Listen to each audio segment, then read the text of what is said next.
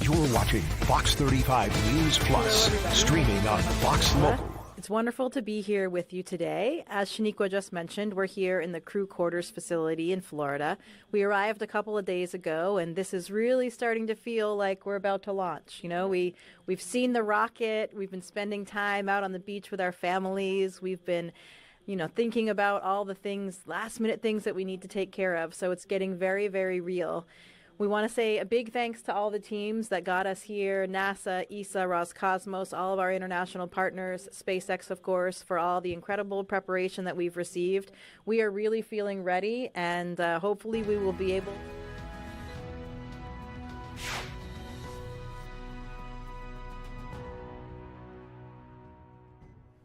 You are looking live at Space Launch Complex 40, where a SpaceX Dragon and Falcon 9 rocket are poised to lift Crew 12 on a mission to the International Space Station.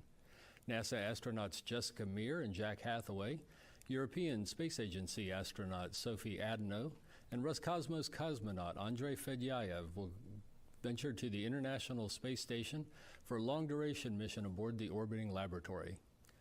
Good morning and welcome to NASA's Kennedy Space Center in Florida. I'm Steve Seisloff with NASA Communications, and joining us for this morning's pre-launch news conference are Steve Stitch, Program Manager for NASA's Commercial Crew Program, Dina Cantella, Deputy Manager of NASA's International Space Station Program, Andreas Mogensen, Human Exploration Group Leader for the European Space Agency, and joining us remotely is William Gerstenmaier, Vice President for Build and Flight Reliability with SpaceX.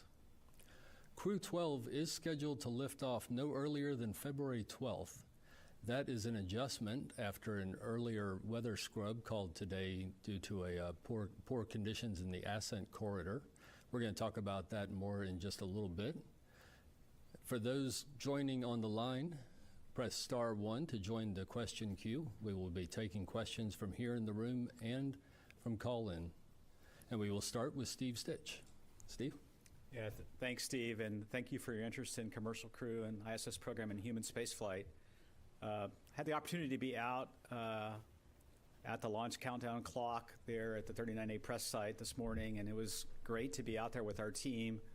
We always have a little ceremony where we raise the flag for the mission, and I looked over at pad 39B, and it's awesome to see the Artemis vehicle out at the pad, and then you look over at pad 40, and we see Falcon 9 with Dragon for our Crew 12. And so it's really an exciting time to have two different space launch systems set up to launch crews into space. We are really looking forward to Crew 12 when we get the right weather to launch Jessica, Jack, Sophie, and Andre into space. As Steve said, today we adjusted our launch date to no later than February the 12th, 5:30 a.m. Eastern launch time. When we had our weather briefing this morning, we were looking at both the launch site weather, which looks very favorable for the entire week here at the Kennedy Space Center, but we have abort weather up the East Coast where should something happen to the launch vehicle, we can separate Dragon and then land safely. When we did that, we could see high winds along a lot of that track, up to 24 to 28 knots, especially in what we would consider our higher risk areas, the staging area. There's a low pressure system that's kind of moving in and setting over that staging area, and it's driving those winds up, and we can really see the models agreeing over the last 24 hours. So that is the reason why we delayed the launch for one day. We'll have a meeting again tomorrow morning to go look at the weather again.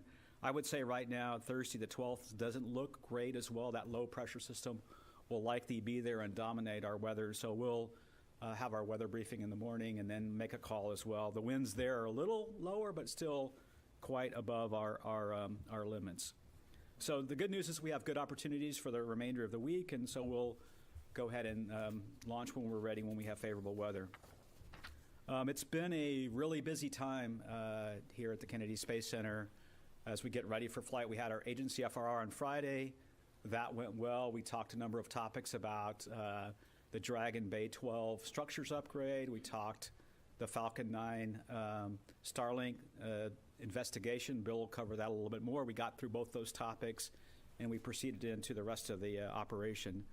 Vehicle rolled out and got out to the pad. We had a good static fire completed early Sunday morning, full duration static fire, and the engines look good. We've gone through all the data. We don't really see anything off nominal.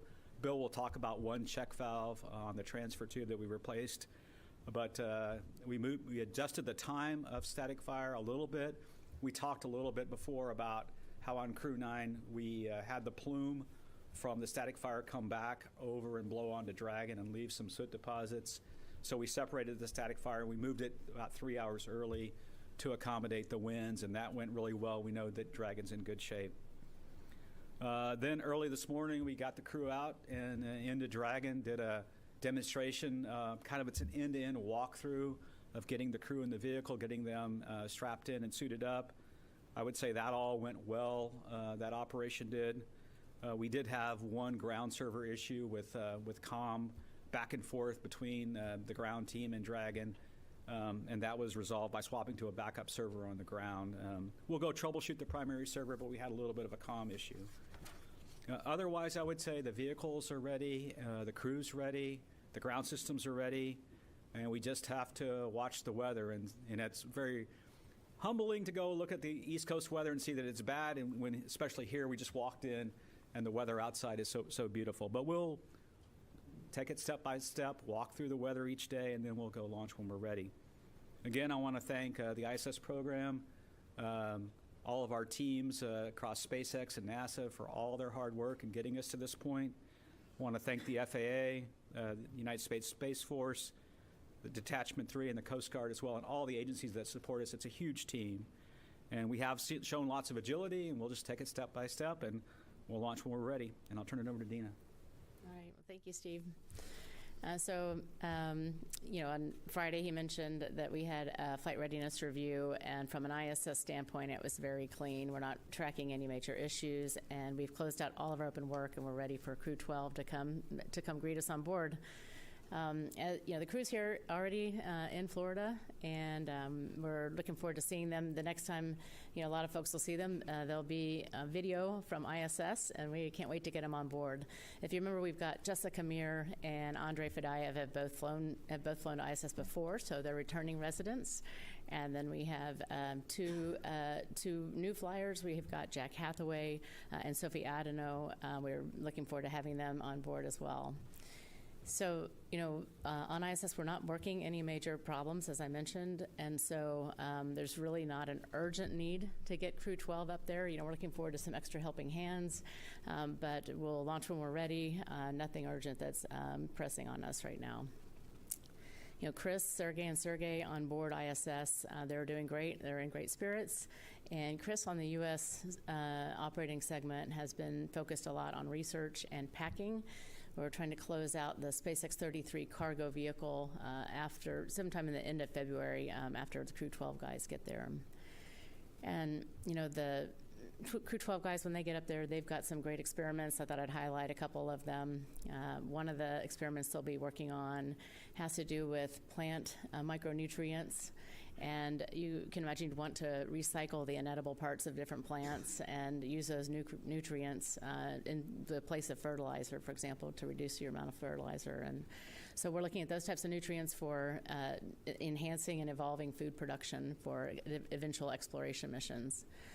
We are also working with a major pharmaceutical company on a protein crystal growth experiment for drug treatments.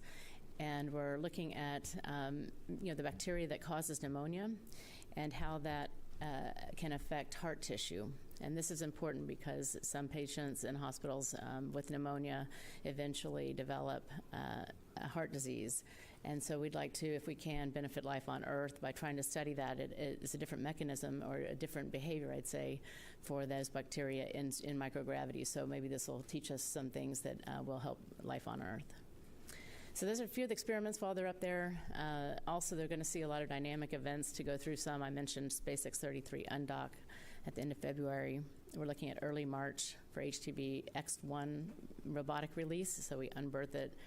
We'll present it to a port for a docking demonstration. It's not actually docking, but just a sensor demonstration. And then we'll release it. Again, all that's in early March. Sometime in mid-March, we are planning to release also robotically the Northrop Grumman 23 Cygnus vehicle.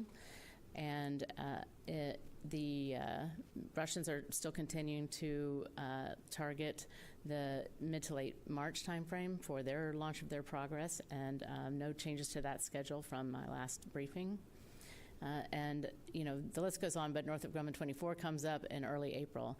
So I had mentioned a couple of spacewalks, and those had moved from the January timeframe because of the early Crew 11 return.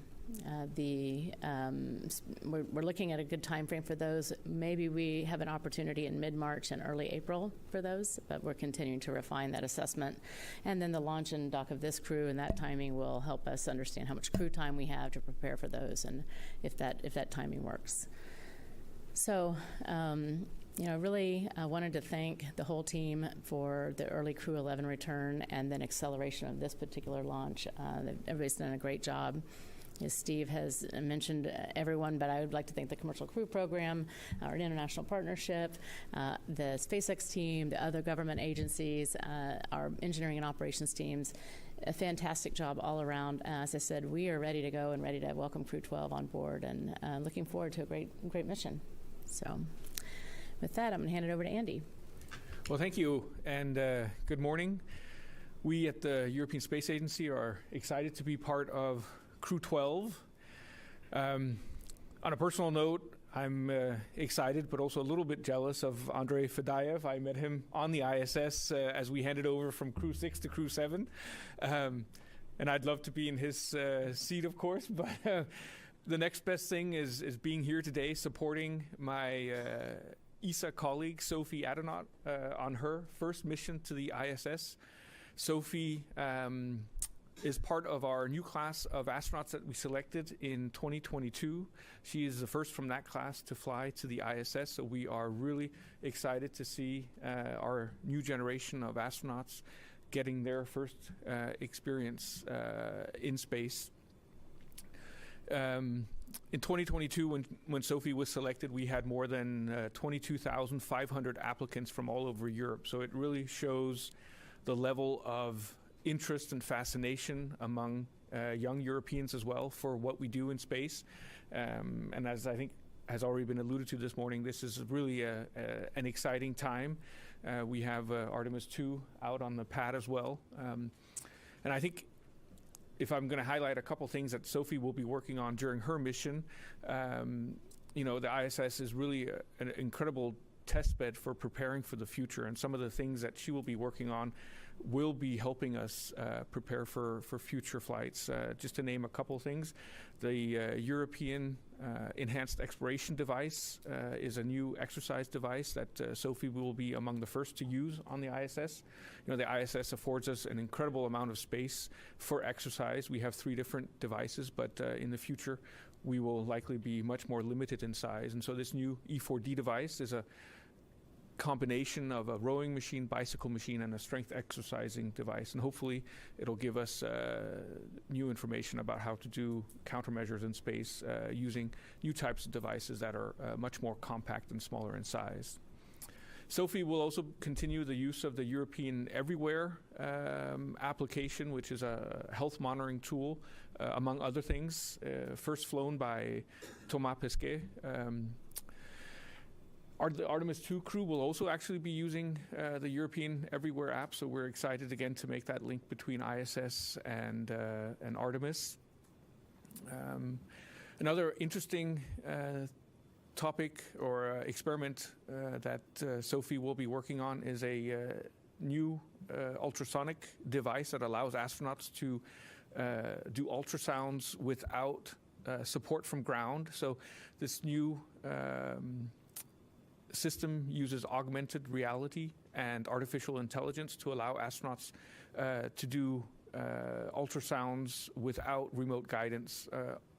Today on the ISS, whenever we do ultrasounds, we have remote guiders helping us. That's going to be much more difficult as we travel further into space. So again, a fantastic opportunity to use the ISS for development of future technologies. So we're really looking forward to Crew 12 and Sophie's mission on the International Space Station. This is, as always, a huge effort from everyone at the European Space Agency, and we're very proud to be part of Crew 12 and to work with NASA again. So thank you, and with those words, I'll hand over to William Gerstenmaier in Hawthorne.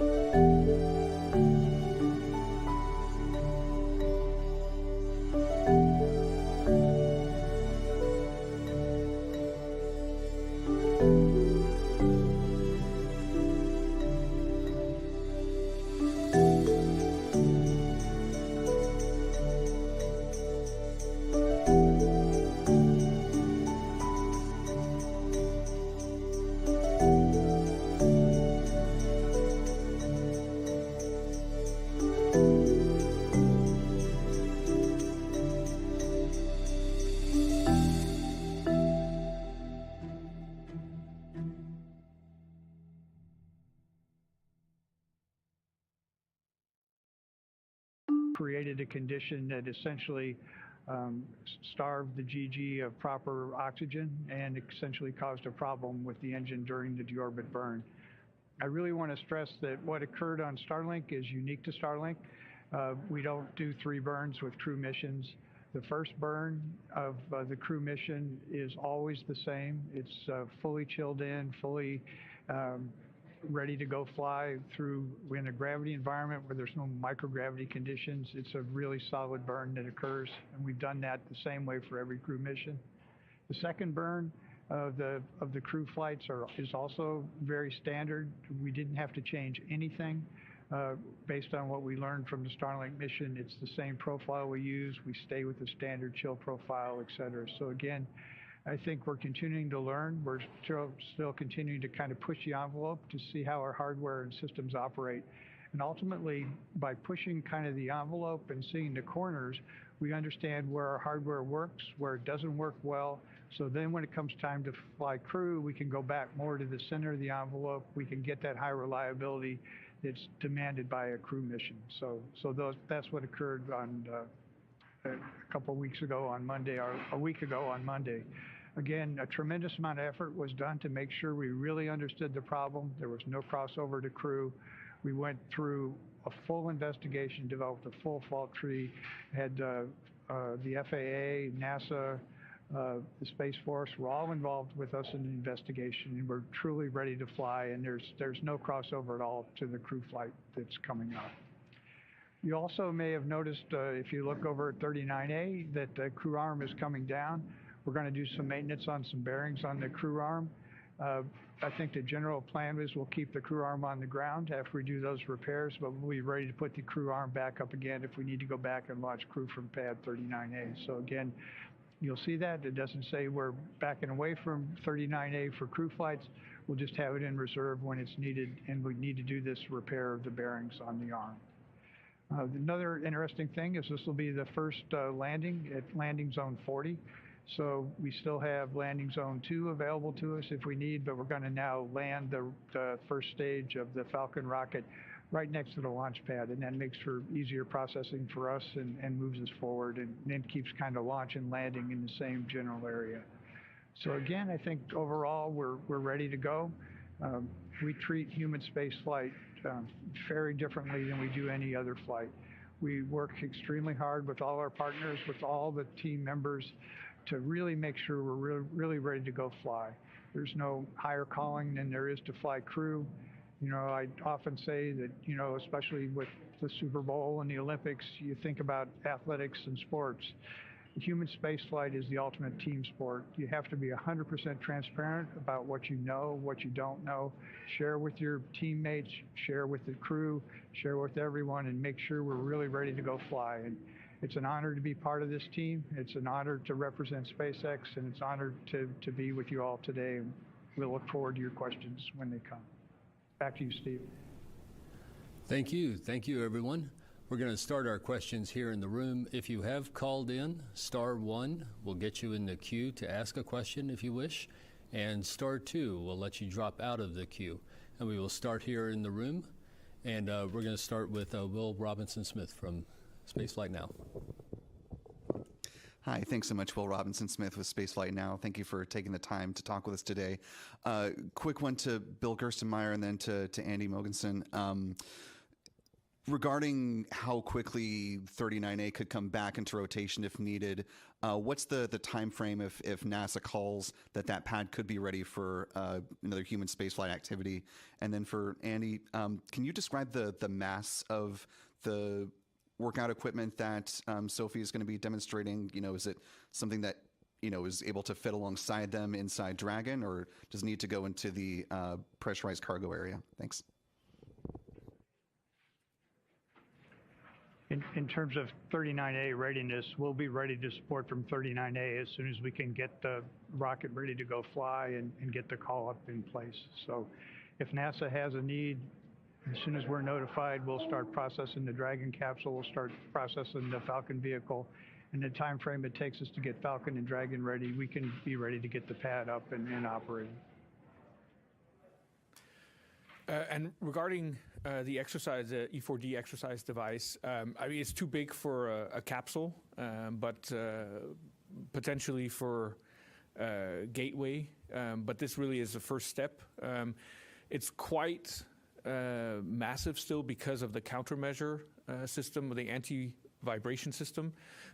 Because it's a rowing device, it has a different movement than the other exercise devices. So this will give us more understanding of exercise devices like that, and is really more of a step on the way to an exploration exercise device than the actual end product, I would say. And I'll just add, we are planning to launch it on a Northrop Grumman cargo vehicle, which has a little bit more space. You can launch different pieces and parts of it, but yeah, there's quite a bit of mass associated with its isolation system. Gotcha. So it's not going up with them. And one more in the room before we go to phones. Hi, thank you. Ken Kramer, Space Up Close. Thanks for all doing this, and good luck. My question actually is for all three of you. You mentioned, Andreas, this new ultrasound device. So a question I've had for a while since the Crew 11 medical evacuation is, are you guys reevaluating what medicines and what medical devices you should have on board the ISS? And would your device have helped Crew 11 at all in analyzing whatever was wrong? Thanks. Why don't I kick us off here? I think I'll take it. But I'll just say, we are continually looking at the various risks on board. What are the risks medically for our crew members? There's a large programmatic risk associated with having to bring home crews early, and we're just continually looking at the complement of equipment that we have on board. So there is the specific item that he's talking about is more of an experiment to see about remote guidance and that type of thing. It's not specifically something that we are manifesting on board for any particular risk. It's more just overall risk, I'd say, reduction for multiple things. Understanding blood flow in space is critical because it doesn't operate quite exactly the same. We're just continually looking at all the various risks, and so his remote guidance types of techniques are important for exploration. Really, there's not been a very specific targeted something associated with his device that is going to be used associated with that return. And I would just say I watch the ISS program operate all the time, and they're trying to all the time look at the risk of the human body in space. If you just think about the population on Earth, everybody in this room has a little different blood physiology. Everybody has a little bit different metabolism. Everybody's different, and drugs work differently on all of us here. And so if you think about what we're doing right now in ISS, flying more and more people, you get a wider population of how people behave in microgravity for these long-duration flights. We tend to try to fly more and more diagnostic capability to augment what we have here on the ground. Here we have wonderful medical capability, but again, for Mars someday, we're going to need these long-duration flights where people are in microgravity for over a year. And so ISS is really a pathfinder for that. Is there any specific medication or device you can point to that you would like to have up there? Well, there's an entire hospital's worth of equipment. Frankly, really, there is. But practically speaking, like I said, we are looking at all kinds of things to upgrade our medical complement, but there's a lot of things that are just not practical. And so that's when you need to bring astronauts home from space. If you think you need something that you can imagine, there's a lot of devices in a hospital setting that are available that are just not practical to send up on board ISS. So there's not really one specific thing I'd say that I'd like to claim here, but we're continually trying to see what we can do to downscale equipment and manifest it on board just for risk mitigation purposes. Thank you. We're going to go to the phones. Irene Klotz from Aviation Week. Good morning. Do you hear me all right? We have you. Thank you. I have two questions. First, for Dina, do you have an update on the status of the repairs to the launch pad at Baikonur following the damage from after the MS-28 launch? And probably for Steve, are there any schedule issues that might need to be deconflicted with Crew 12 launch and ongoing work on Artemis for the wet dress? Thanks. All right. So relative to the Baikonur Cosmodrome, launch pad for progress in Soyuz. Of course, that repairs under the guidance of Roscosmos, and so I don't have any more details to share. I'll say that they are still targeting March 22nd. We've not heard of any schedule changes associated with that. So, Roscosmos will have more detail on how they're progressing with that, but I'll just give you from a schedule standpoint, nothing has changed. So, yeah, on the busy activities here at the range, we've got a couple things we're watching. One, ULA United Launch Alliance has a Vulcan launch for Space Force also on Thursday. So we'll work with them. If the weather doesn't look good for us, we'll give them an opportunity to go fly their mission and accomplish their mission as well. And then we're watching and talking to Artemis every single day. We did that, as you heard, prior to their wet dress rehearsal. We'll watch what they're doing. Right now, we don't see conflicts this week, but we continue to talk to them all the time. They've made progress at changing out a few seals, and they're doing some testing on those seals, and we'll make sure that we have an integrated operation where we can go fly. And Crew 12, since we have a vehicle at the pad that's ready to go, and Dragon filled with hypergulls, and then we'll work them in as well when they're ready to go do their wet dress. Thank you. And our next question comes from Stephen Clark at Ars Technica. Go ahead, Stephen. Hi, Stephen Clark from Ars Technica. Thanks for taking my question. I think my question's probably for Steve or Dina about the upcoming Starliner cargo mission. Is that still expected to launch, I think, in the April timeframe? At one point it was expected to fly in that timeframe. Is it still expected in that timeframe? And also, where do things stand right now in the investigation of what happened on the crew test flight, and what kind of information or data do you hope to learn from this upcoming flight to be able to certify? Thanks. I'll start and see if Dina has anything to add. So right now we're continuing to have a no earlier than April launch date, but we're really driven by closing out all the technical work we need to do ahead of that flight. We've made great progress on, in potential, the helium system. Remember we had, in the service module, we had helium leaks on that flight. We've changed out the seals with a seal that's resistant to nitrogen tetroxide vapor. And so that's been through our board, and the IFA has been closed out. We did hot fire the crew module thrusters on the vehicle we plan to fly for Starliner 1. All 12 of those thrusters were hot fired in the crew and cargo processing facility for Boeing. Those are all worked good. And then we're continuing to finish, as we talked about last fall, we did an immense amount of testing at the White Sands test facility with an integrated doghouse and 2 thrusters, what we called single engine Delta Qual 1 and 2. We're taking all that data right now in the process of building a model to try to predict thruster behavior. That model has been shared with NASA. We're going through all that modeling right now. And so when we get through that and get to a point where we're comfortable in predicting thruster performance, then we'll go move forward and look toward a launch date. But again, we have a lot of data to go work through to get ready to go fly. And really the purpose of Starliner 1 is to validate the changes that we made. If you think about in the service module, we've made changes to draw heat away from each individual reaction control system thruster. We've made changes to seals to keep the plume from the OMAC, the orbital maneuvering engines, from going back into there. We have instrumentation in the doghouses to measure temperature throughout each of the doghouses. And so we've done a number of changes. Really, Starliner 1 is about validating those changes in the flight environment, collecting that data, and then moving forward for the next flight, which would be planned to be a crew rotation mission. Thank you. Our next question comes from Andrea Leinfelder at the Houston Chronicle. Go ahead, Andrea.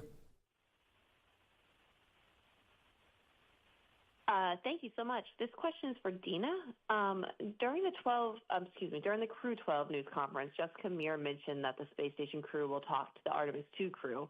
I'm curious, why are they going to be talking, and what will they discuss? Thank you. you can imagine they're probably talking about their various views that each of them is seeing. Their Earth views probably look a lot different from the Artemis 2 viewpoint and ISS viewpoint. So we'll see, their mission overlap and how that conversation takes place. But I'm sure that as good friends, they're also probably going to just be excited to talk to each other from different parts of the cosmos. Thank you. And next, we have Robert Perlman from Collect Space. Go ahead, Robert. Hi, thank you. Robert Perlman with CollectSpaceAndSpace.com. For Bill Gerstenmaier, did the bearings work drive the timing of the removal of the crew access arm on 39A? And is there other work planned for that pad that would preclude SpaceX from reinstalling it when that work is done? Or why is it being kept on the ground, and where is it being physically stored or worked on?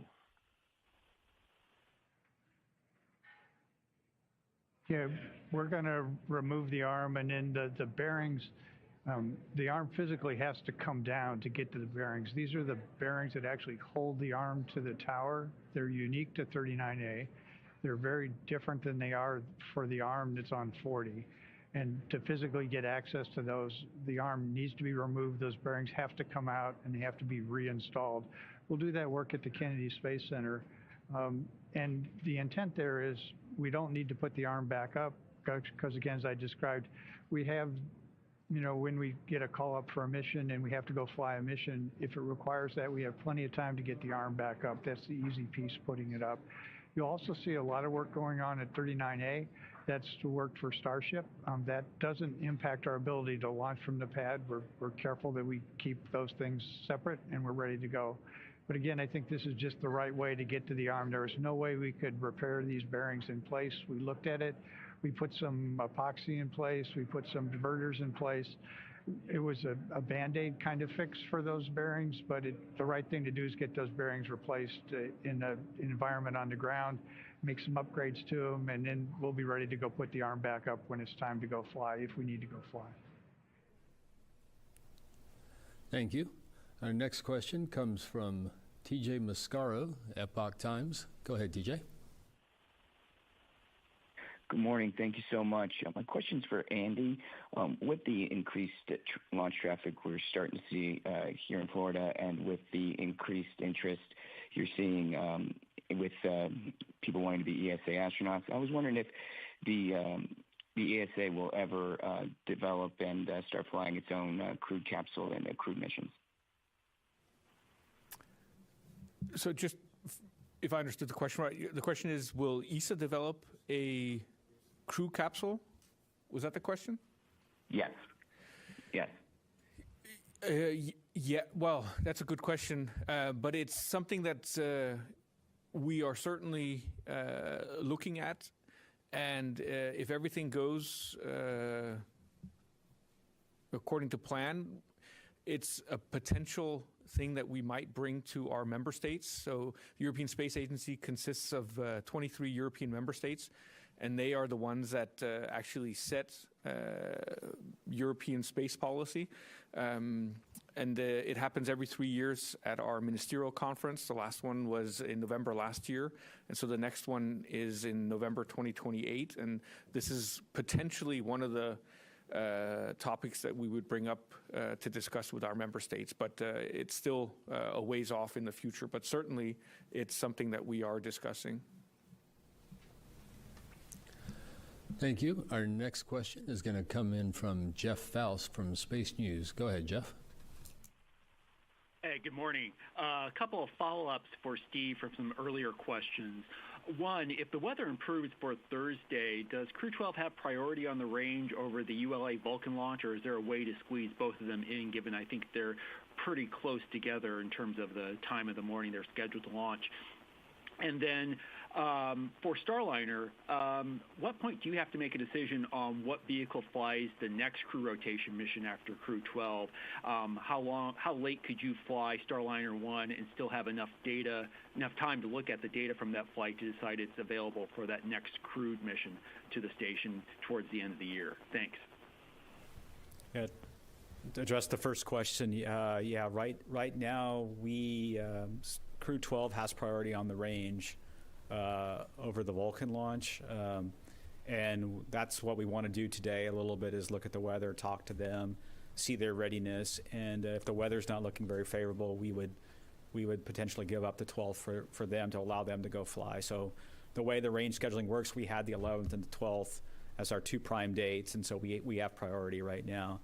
But the way we work across all the users at the range, we do this sort of thing all the time, and SpaceX does as well with their flights. We try to optimize the schedule so everybody gets to go fly.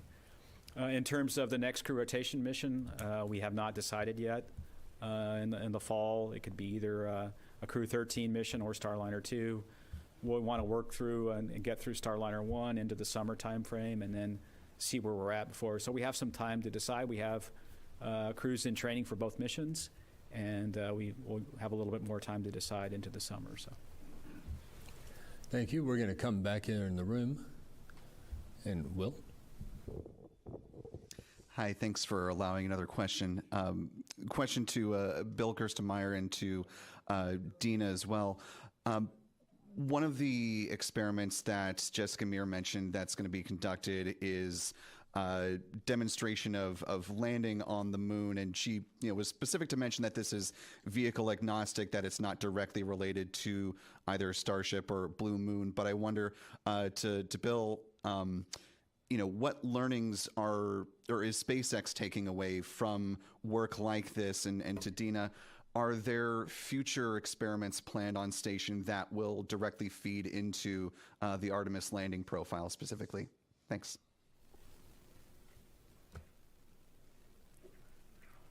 Yeah, again, I think we recognize the microgravity environment is very different than a 1G environment here on the Earth. So if we can use the crews to demonstrate some things, see how operations go in space, we can start applying those to various other regimes to look at control authority, layout of other things. We're also going to be building for Starship essentially a one gravity lunar lander mock-up, which will be high fidelity, and crews will get a chance to experiment and use that as part of the HLS program. So that's a pretty exciting thing that's coming up. But again, I think we want to take advantage of all these flights, take advantage of Space Station, learn everything we can as we continue to keep moving, human presence further into the solar system. As Andreas talked about, what we can do today in low Earth orbit, where we have pretty rapid communication back and forth, is very different than what we're going to do when we go longer distances away from the Earth. So what we can learn off of Space Station and how we can advance and get prepared for the future is tremendously important. So I think this is a good example of one of the things that we'll get to do on station that will definitely carry forward to future programs. And I'll just pile it on that we absolutely are excited about this experiment. And, we have over the years done experiments like this to test out in microgravity. Is your reaction time the same? Are you able to do exactly the same thing that you done on Earth? What parts of training might be different, or anything that we would do differently after microgravity environment to go and then land a spacecraft? So we've done these, like I said, some variations of them, and learning each time some new things. And so I can envision as we ramp up to landing on the moon that there will be additional experiments. And that's one of the reasons we fly ISS, is to try to use it as a springboard for exploration and doing as much testing as we can on board ISS to ensure that we have the best operational plan we can for any spacecraft that will land on the moon or go to Mars. So. Thank you. We're going to go to the phones for the next question. Jonathan Seary from Fox News. Thanks so much for doing this. This question's for whoever wants to talk about backup opportunities. I believe the one on Friday is 5:15. What opportunities do you have going into the weekend and perhaps early next week? Yeah, I'll talk about the opportunities. Let's see. So we do have a Friday, February 13th, 5:15 a.m. Eastern. We would dock at about 3:15 on Saturday.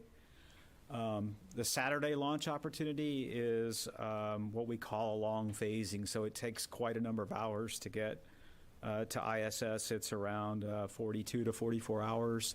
We would look at that one very carefully because the Dragon is a great spacecraft. It has a limited, finite ability to be in space, and so we want to make sure we optimize the amount of time we spend on the front versus the time we could spend on the back end. And then we have opportunities Sunday, the 15th, 16th, and 17th as well if needed. So we have a good string of opportunities. Every fourth day or so is the long phase, and so we just got to look at that one carefully. Hopefully the weather cooperates and we can get off this week. We'll just take it one step at a time. I think we've been here before watching the weather up the East Coast in the winter when cold fronts and low pressure systems move through and cause the wind and waves to increase. So. Thank you. Let's come into the room. Hi, Ken Kramer, Space Up Close. Thanks again. For Dina and Andreas. Andreas, tell us about the future of European astronauts going to the ISS. A couple years ago, you had 3 in a row. I'm wondering what's the future for that, as well as when you might expect an Artemis launch. And for Dina, I think last week you mentioned a really interesting science experiment to me about these IV bags that you're gonna make, try and make. Can you talk a little bit more about that? And what is the source of the water? Is it from the UPA, I guess? And what kind of ground testing you've done to give you confidence that this is going to work? It's really interesting. Thank you. Well, after Sophie, we have Raphael up next. His exact mission still is a little bit up in the air, I think, but I think in 2027, 2028, he will be the next ESA astronaut to fly on a long-duration mission. And then, we're hoping for potentially a third long-duration mission prior to the end of ISS, so potentially in 2029. And of course, I mentioned a little bit our 2022 class of ESA astronauts. What was also unique about that selection is that we selected a group of what we call reserve astronauts. We've already seen 2 of the reserve astronauts fly as what we call project astronauts. That was Marcus Wandt from Sweden on Axiom 3 and Sławomir Uznański from Poland on Axiom 4. And I think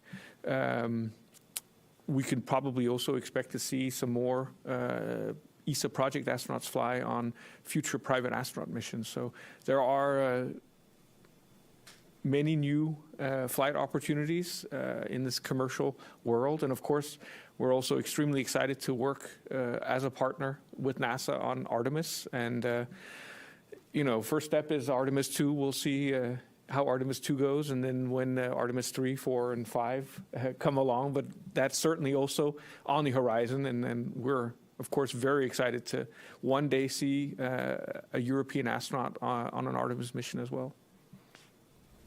Okay, and then relative to the IV fluid bag experiment, if you didn't hear the previous discussion, I had mentioned that what we're trying to do is to create IV medical fluid bags for potential use in space. On a Mars trip, for example, it's so long that your IV fluid will expire before the end of the trip. And you, without knowing what type of medical events you might have to launch a number of them, and so you have a lot of mass and volume to take up. So it would be better if we would just be able to plug just an empty bag into our potable water system and then fill it and filter it appropriately so that it would have all of the I'd say microbes filtered out, anything that you wouldn't want to insert into your medical fluid bag. So in order to do that, we're taking it out of the potable water system. So this would be the type of water that has potentially been processed through the urine processor and then through a series of other processors. But this particular experiment is trying to look at this filtration that takes it to an even finer level so that it even filters out all the bacteria and everything else that would be untenable for medical IV purposes. So we've done a version of this in the past, and this is a little bit of a different type of filtration system. We're trying to refine it even more, and I believe it might be smaller as well. And so just trying to get our processes down. And then at the end, we'll bring a medical bag home, and we'll test it, and we'll say, is it medical grade or not, and or are there any upgrades that we'd like to do in the future so that we have this capability. How long does it take to do? How long does it take to do this experiment, to collect the water in this bag?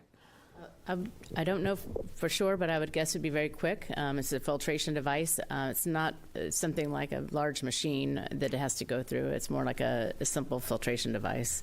So I would guess, a matter of minutes, a couple of hours to set it up. I don't know. We can find that out for you. Next, let's go to the phones. David Denault from About Space Today News. Go ahead, David. My question is for Andreas. Yesterday, Sophie was really excited, and she said, well, with this device, she had a rope to pull down. You said it's like a bicycle. It's like a rowing machine. How big is this and the applications for long-duration missions? How long is it? How does it work? But specifically, step by step, what are the elements that the astronauts will use? So it's a platform, probably 3 feet wide, so that you can stand on it. And it has a variety of modes. You can fold out what essentially is a flywheel, and that allows you to do rowing exercises, but also to do cycle ergometer exercises. So it uses some of the same technology that's used on Cevis. And then what's ingenious is that on the platform itself are various places where you can hook in bars, ropes, other things so that you can do, well, you can do squats, you can do bench press, overhead press, curls, even a rope pulling exercise. So it's very, very versatile, and it will be very interesting to see it performing in space. Thank you. And we're going to go to Adrian Leinfelder from the Houston Chronicle. Go ahead, Andrea. Thanks for the follow-up question. Dina, I just wanted to ask this again. Jessica made it sound like there was a scheduled time to talk to Artemis 2. So I'm wondering, is there a practical mission reason they're talking, or is it just to say hi? Thanks.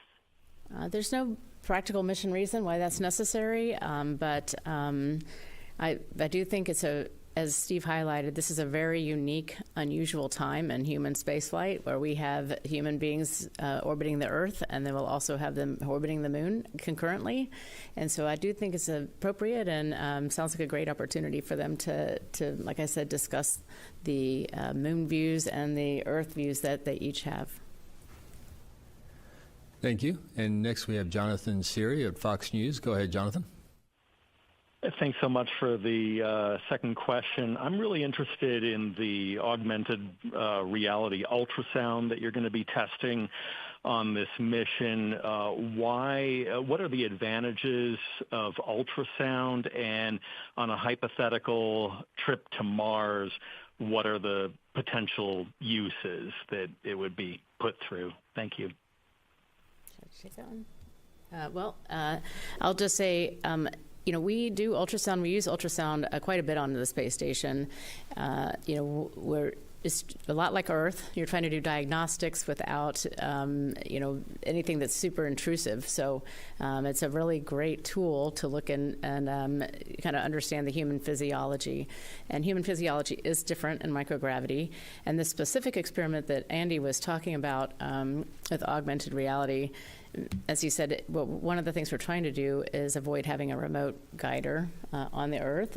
So you can have very long transmission times where if you were talking to your doctor and you asked him a question and you tried to show him an image from your own ultrasound and it took 20 minutes to respond, you can imagine this would be a very difficult operation to try to kind of go back and forth. So we're just trying to increase the capability that the crew members have on board for diagnosing their own issues. And this is a great tool for doing so. If you had anything to add.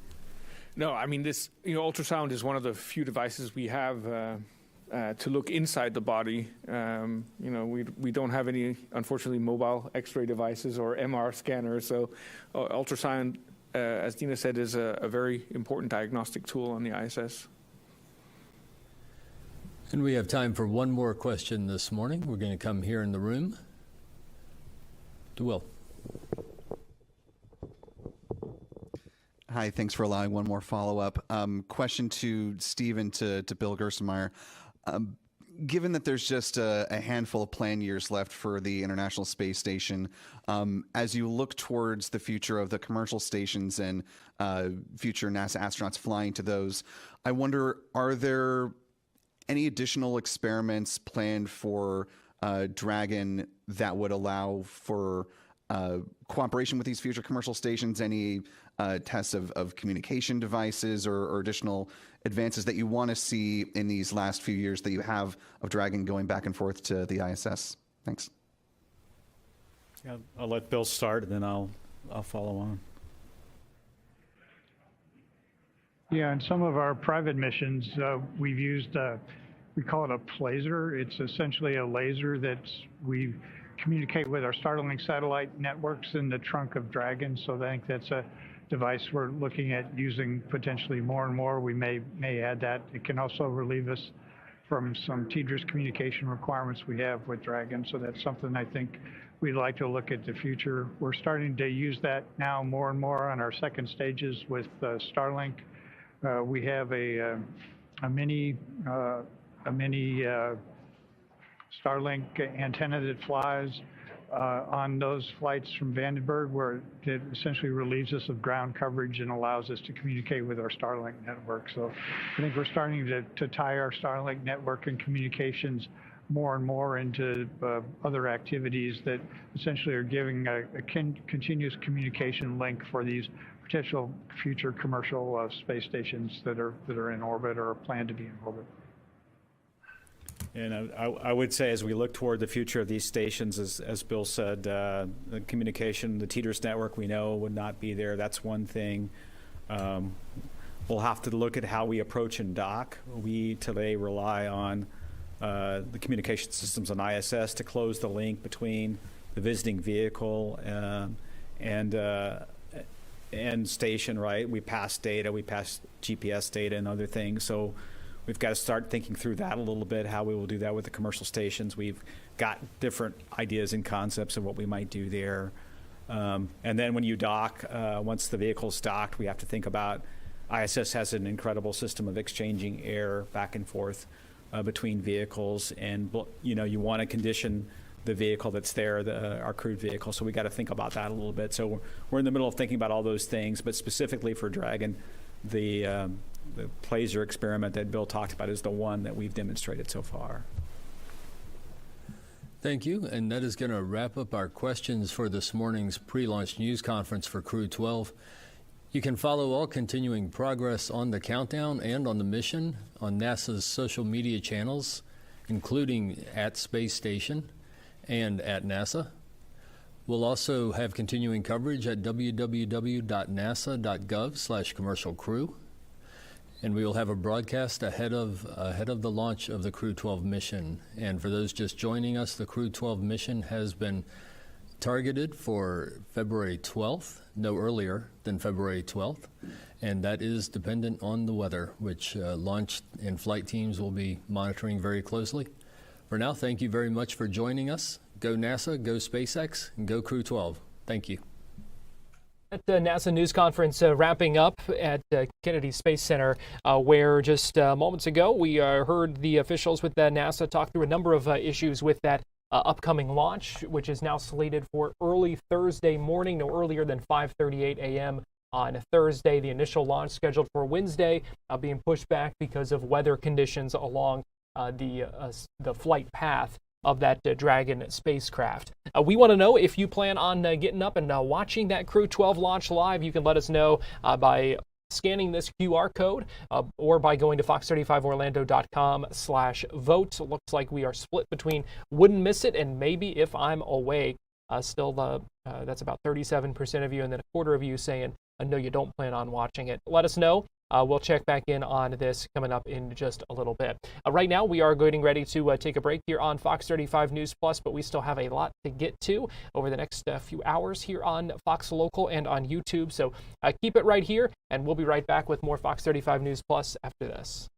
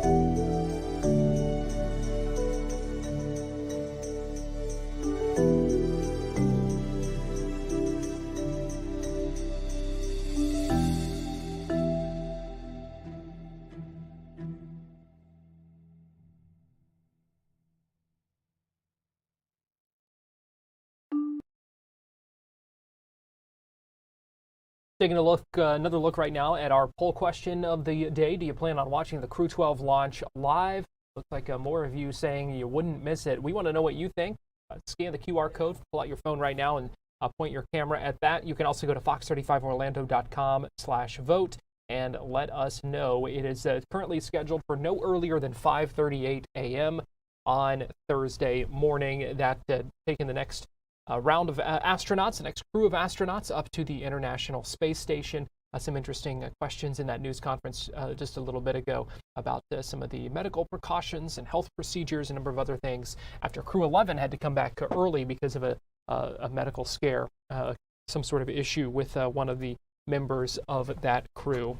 Welcome back into Fox 35 News Plus. Garrett Weimer here. Thanks for joining us on this as we now head into the afternoon on this Monday, February 9th, the day after the Super Bowl. I got a lot of news here to cover. I want to take you now to Green Cove, where we heard from Attorney General James Uthmeier just a little bit ago, who was in Clay County there, talking about the recent arrest of a Rhode Island man after he says that man used Snapchat, the social media platform on your phone, in an attempt to solicit a minor.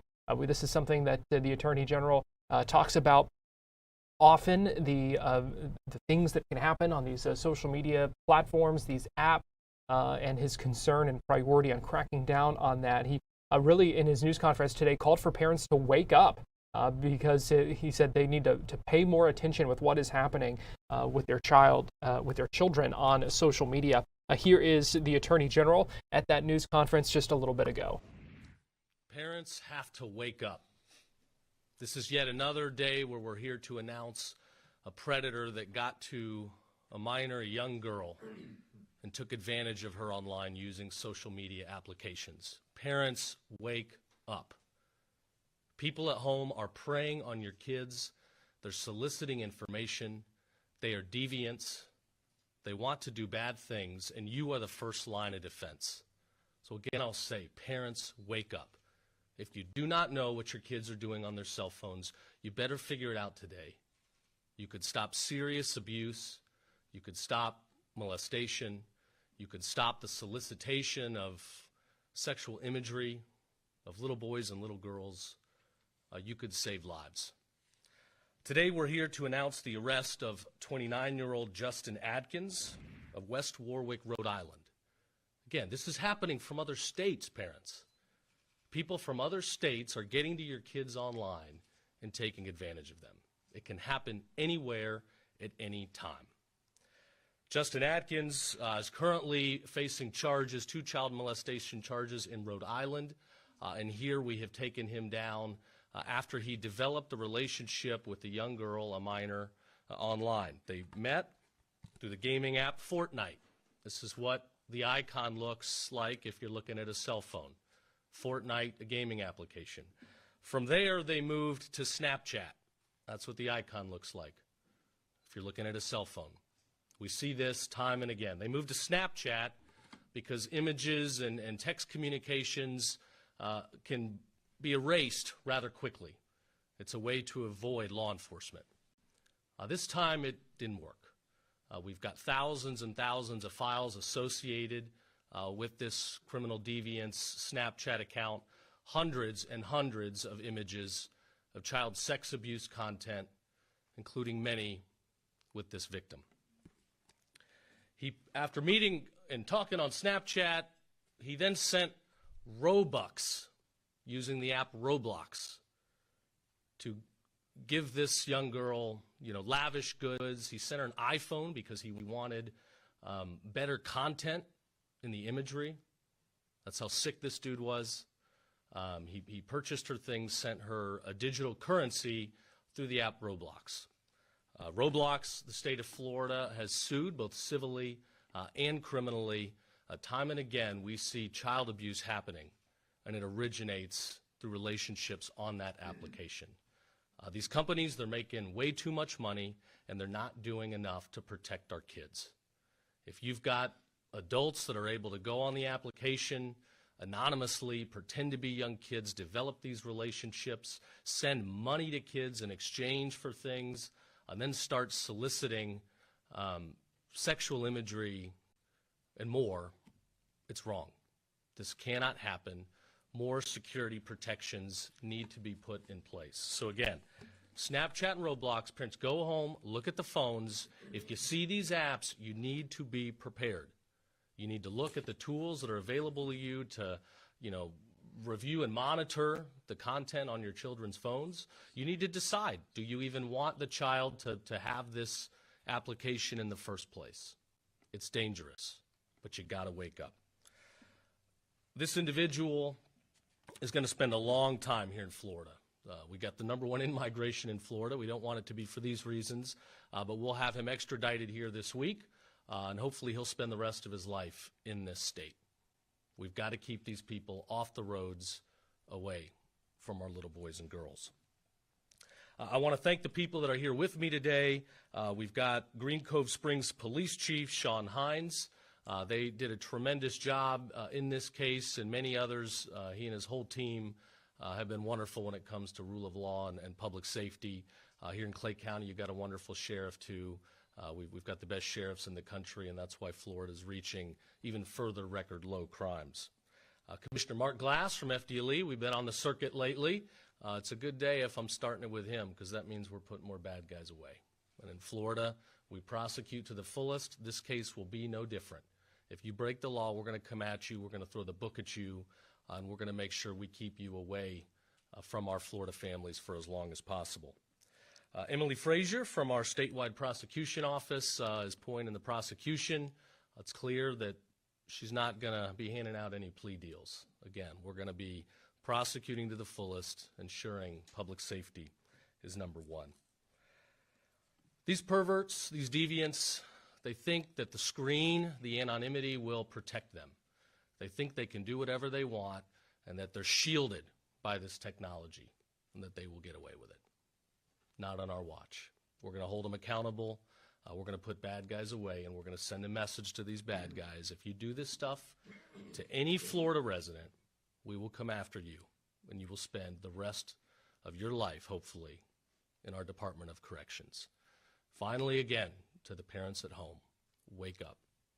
This is serious. If you don't know what's going on, you better figure it out. You are the first line of defense. You are the first law enforcement. We're going to be there fighting the good fight, but this is only a fraction of what's going on out there, and we need your help. So thank you again for being here. This is an important announcement. It's good to get these guys. We hate having to talk about it because it shows the sick reality of what's out there.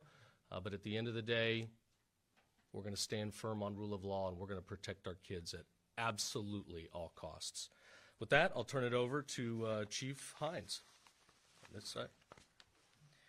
I have a quick prepared statement, but before getting into that, I'd just like to say on behalf of our acting city manager, Mr. Null, and our city council, all our guests, thank you very much for visiting our city today.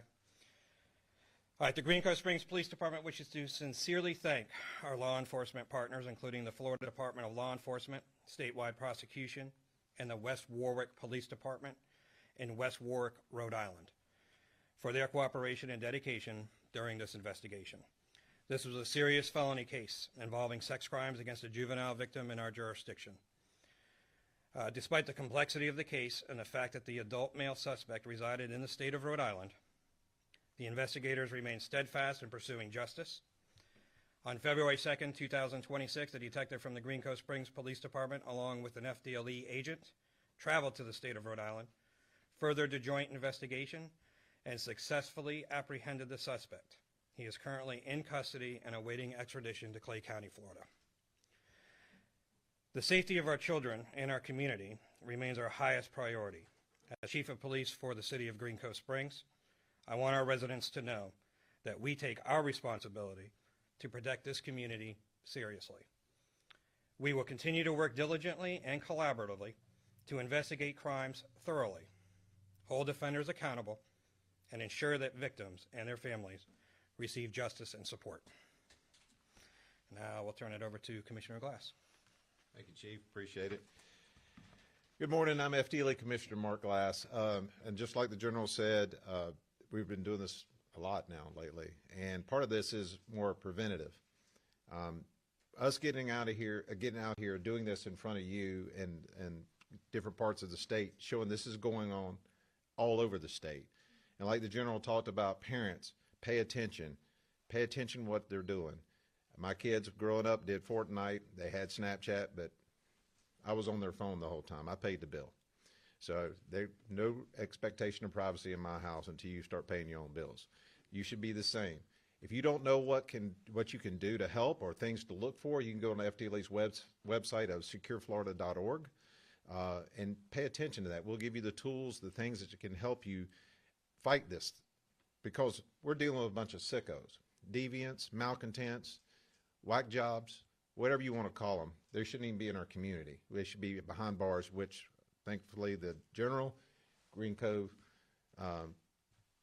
Police Department, and also too the statewide prosecutor is going to be putting the hammer down on this person. So what we want to just kind of show to you guys is there's many ways to pay attention to this. If it's a family member, if it's a friend, you start seeing signs, I encourage all of you, even if you don't have children, go to secureflorida.org and start paying attention to different things you can see. Notify your local police department. Victims, if you're hearing this, we hear you. Give us a sign, give us some reason to let us help you. There's wraparound services to help you and your family out of this. There's no need to be feeling like someone's going to be intimidating you. We will take that from you. Do not worry about that, and we will protect you. We are very fortunate in this state, in the free state of Florida, that we have a governor and a strong attorney general who won't put up with this. And I've been enjoying being able to work side by side with him, his Office of Statewide Prosecution, also the chiefs and the sheriffs of this great state, putting these whack jobs in jail. Be followed by the pointy end of the spear, who also makes things happen, Ms. Emily. Thank you. Good morning. I would just like to thank the Green Cove Springs Police Department, FDLE, the statewide prosecutor, and the Attorney General for their support. This case really was a collaborative effort, and the hard work and dedication of all the people involved is how we were able to get to this point today. I would also like to thank the West Warwick Police Department and the West Warwick Attorney General's Office for their assistance in this case. We look forward to pursuing this case in court. Thanks, Emily. It's prosecutors like Emily that have to go face these guys head on and put them away, present the case, go through the evidence. A lot of that can be very gruesome, deal with victims that have been through, some of the worst abuses. They do it because it's a calling. We're thankful in Florida. People have no idea how many wonderful people like Emily are working day in and day out to fight the good fight and protect our communities. I think as Commissioner Glass said, if there are victims out there, please come forward to us. I know it can be a scary situation. This case we're talking about today, once this criminal realized he might be losing control and wasn't getting the responsiveness he wanted from this victim, he started making very serious threats. And that causes a lot of people to continue going on, sending messages, engaging in behavior, filming it. People make threats, they extort, they threaten to make things public where the world can see. That's wrong. We're not going to stand for it.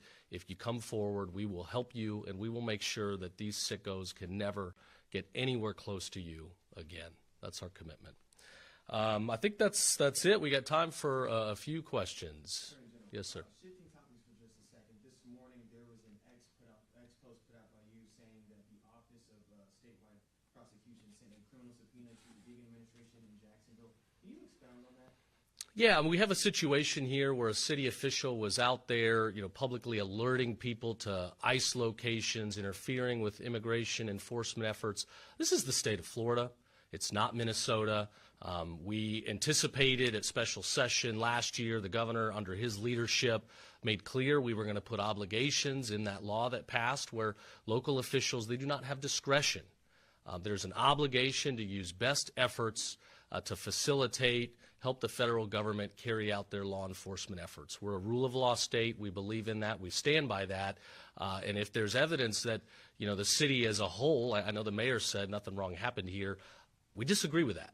So we're looking at it. If there's a coordinated effort for this city official to work with other city employees or outside NGOs to try to thwart our efforts to enforce the law, then we will hold these wrongdoers accountable.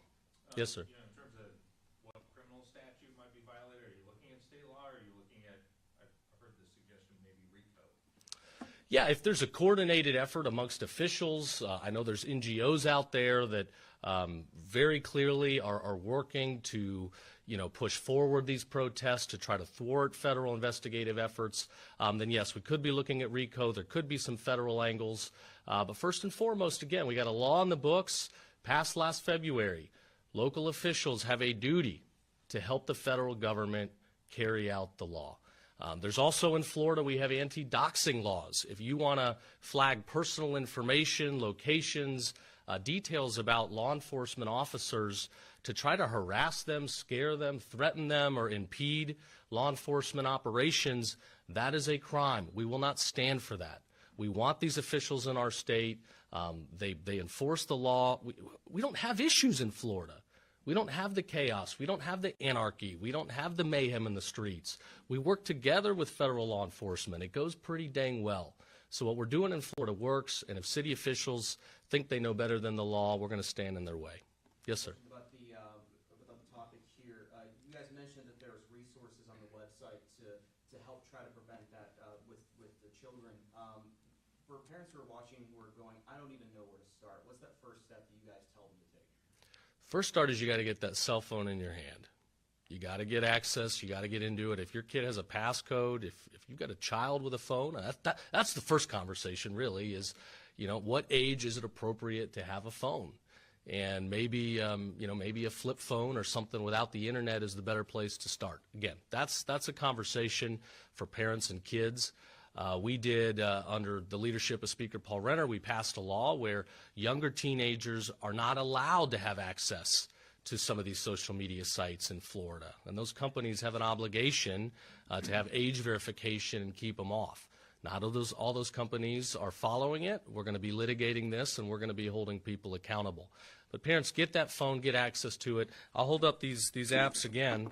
You know, until I became Attorney General, I'd never heard of some of these. I've never had these apps myself, but Fortnite here, it's been around for a little while. It's a gaming app. But again, it's a place where a stranger, an adult in another state, can get access to your little girl. Roblox here in the middle. Another one of these virtual reality games where people can pretend to be others. They can create whole universes, but they can be communicating with strangers. You got to be aware of this. Snapchat on the far side over here is one you probably heard of. People send pictures and texts and they disappear. That's why perverts prefer that application over a lot of others. But our technology is good. Law enforcement's getting ahead of the curve. We're going to catch them when they try to use this app to exploit little kids. So look at these. You got to decide if you want your kids to have access, but if they're going to, you need to look at the tools and resources that are available out there to monitor everything that's happening through these applications. Are you guys able to share the age of the victim, or is that? At this point, we can't. It's an open case. Can't provide that information. I just can't say it's a minor girl. Are you able to say, you know, what kind of got law enforcement involved in this? Was this the parents coming forward, or? I can't quite at this point, again, the pending details on an open case. But again, we know beyond a reasonable doubt that this individual in Rhode Island was soliciting information, had developed a relationship, asking for a lot of sexual imagery, a lot of back and forth content with a little girl. All right, thanks everybody.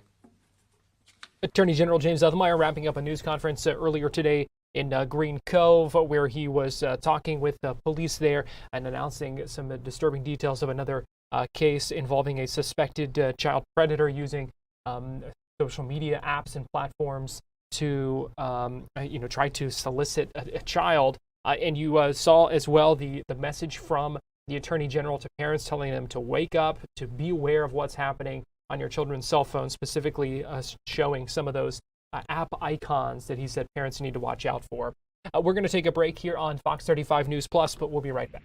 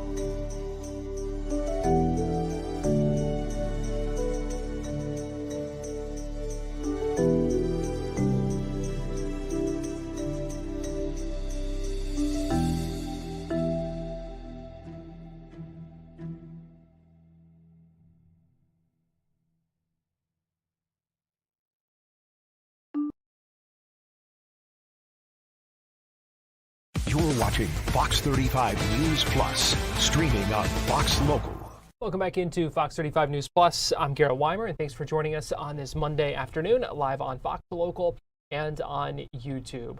Democratic leaders in the Florida House of Representatives held a news conference earlier today, speaking with reporters, and as they do at this around the same time every week. And this time they talked about a number of issues in Tallahassee, including the Home Act and property taxes, some proposals about property insurance. This is something that we know has been a big focus of House Democrats and also Senate Democrats in the state level. But the property insurance, we know they want some additional reforms, and one of the things they also address are some proposals to pool property insurance between several states, so you're going to hear about that. Some other ways to address Florida's affordability crisis, which we know remains a huge issue in the minds of voters. This is Representative Fentrice Driscoll and Kelly Skidmore speaking to reporters earlier today. Ending property taxes is a tax shift. We'll either be paying new taxes or fees, or our communities will lose money for services like police, firefighters, roads, schools, parks, and libraries. Also, partisan gerrymandering is illegal in Florida, according to our own Constitution. People should pick their politicians. Politicians should not pick their people. And Donald Trump should not be putting his thumb on the scales to try to stop the people from making their voices heard in the midterm elections. We're talking about this mid-cycle redistricting. And we talk about this all the time because we are hearing about it from the people in our communities. But Florida is in an affordability crisis. And one of the many ways it's hurting people is making it too difficult to buy a home here. Too many families are struggling just to make rent, much less save for a wildly expensive down payment. And for those who do manage to buy, the cost of property insurance and utilities make it a constant struggle. It's hardest on retirees who are on a fixed income and young families trying to get their piece of the American dream. In 2025, Florida had the highest rate of foreclosures in the nation. House Democrats see Florida struggling, and that's why, on behalf of our caucus, I filed House Bill 675, which is the Home Act, to try to help. It builds off of the bipartisan Live Local Act from 2023. Certain first-time homebuyers, namely those who are very low or moderate income, would no longer need to pay documentary stamp taxes, which would save them thousands of dollars at closing. And it would actually help keep affordable housing affordable. I'm happy to say that the Home Act passed its first committee stop recently, and we hope it'll keep moving through the process and become law. We also have other ideas to make buying a home more affordable. The Senate Democrats introduced several bills to tackle property insurance, as did our policy chair, Representative Kelly Skidmore, who joins us this morning. Rep. Skidmore, let you go ahead and explain about our property insurance bill.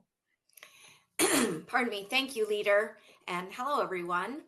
You've probably heard us talk about this bill. This is a national catastrophic risk pool. And we've been talking about it actually for a very long time. This isn't a new concept. I know at least 25 years ago, there was legislation filed by then Senator Skip Campbell. And the concept is exactly what insurance is, spreading the risk and reducing the premium. What's interesting about this cycle is that instead of filing a memorial, as we've done in the past, we filed a bill that would require the Florida Insurance Commissioner to begin the compact, start with Florida. And that got the attention of a global risk expert called the Willis Group. And they reached out and explained to us that they have previously provided presentations to both the Renner administration and the Sprouse administration that if Florida were to pool risk with just two other entities, either a state or even a country, our insurance premiums would be reduced immediately by 30%.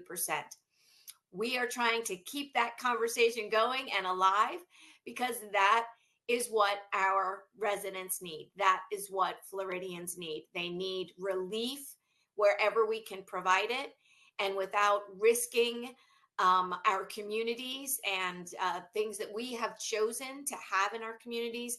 The insurance part of the bills that are making it so difficult for people to afford Florida, this would be the right off the bat a 30% savings on premiums. We'd like to see if we can at least get a hearing on this bill. We haven't had that opportunity so far, but I know that our caucus is fully behind this and has been given information and the reports that were given to the previous administrations that show the savings. So thank you, Leader, for giving me the opportunity to explain the National Catastrophic Risk Pool Bill. Absolutely. And thank you, Rep. Skidmore, for really, I mean, this is something, like you mentioned, you've been talking about for years, and I think it is an idea whose time has come. We know that Floridians are in crisis, and we know that they want something to be done. So our caucus also has other ideas to make life more affordable for Floridians. This week in committee, Representative Gervonta Edmonds has a bill to give companies a tax credit if they help employees with down payment assistance. And Representative Kim Daniels has an idea to exempt disabled veterans from sales tax when they buy a car. So Floridians and Democrats see the affordability problem. We just need the Republicans to stop wasting time on culture wars, party infighting, and trying to rename everything after Donald Trump. Session is nearly half over, and Floridians need and deserve their state government to do more to help them. I also wanted to touch upon something that is frankly frightening, a little scary. It's the second week of February, and Florida already has more cases of measles than we had in the entire year of 2025. Measles can cause pneumonia and encephalitis, and it's especially dangerous to kids and those with weakened immune systems like our seniors. Ron DeSantis and his administration continue to push dangerous vaccine skepticism, which is putting Floridians and especially our kids at risk.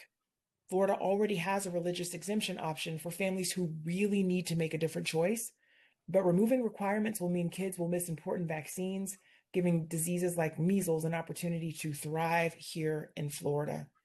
It's absolutely wrong. And now we'll take any questions you have. As Jackson mentioned, please drop them in the chat, or if you'd like to, feel free to take yourself off mute and ask them, and we will answer them in turn.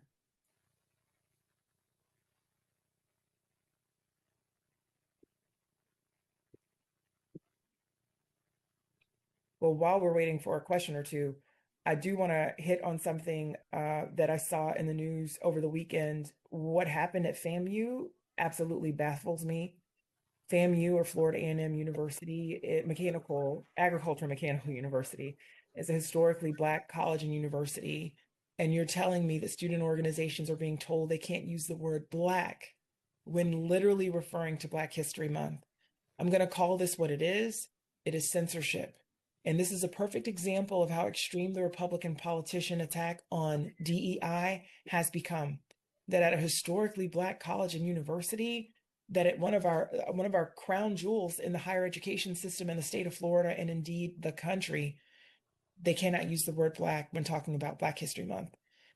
Things like this are alarming, and I think as a state, we really need to pay attention to the harm that this can cause to students, to families, to young people, to Black Americans, and this on the heels of what we saw with the Trump administration, with that atrocious post by the White House depicting President and Michelle Obama, former First Lady Michelle Obama, in just the most horrific and racist terms. So we need to really take a beat, take a pause, and consider what we're doing here and who we are, because I know that this does not represent the best of us.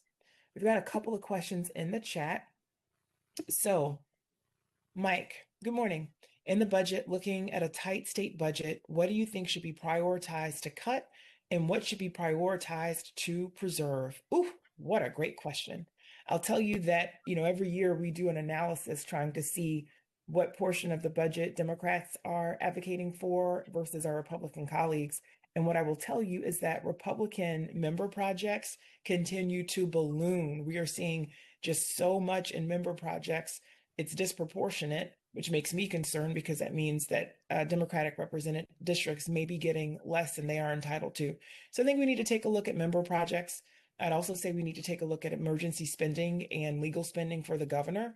This governor, and I know that the current administration's on its way out, but litigation expenses have ballooned under the DeSantis administration. And when you consider stunts like Alligator Alcatraz, which are based on the governor's emergency authority, and we know that there's over $500 million that was spent there that has not been repaid by the federal government, I think those would be some pretty great places to cut.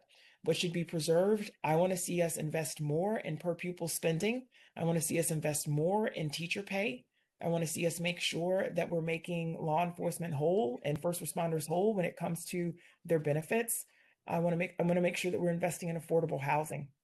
So I think there are some very essential functions that we should keep and, in fact, even enhance when it comes to that spending. But things that could be cut, certainly the culture war stuff, because every culture war has a built-in economic cost when you consider it. And Leader, could I just add in also APD and the waitlisted individuals who are eligible for benefits but don't receive them? I mean, if we just took a portion of what we have in reserve, we could help so many more people. That's a really great point. Thank you for uplifting it. Let me just also, before we close out, just wanted to hit one more thing on property insurance.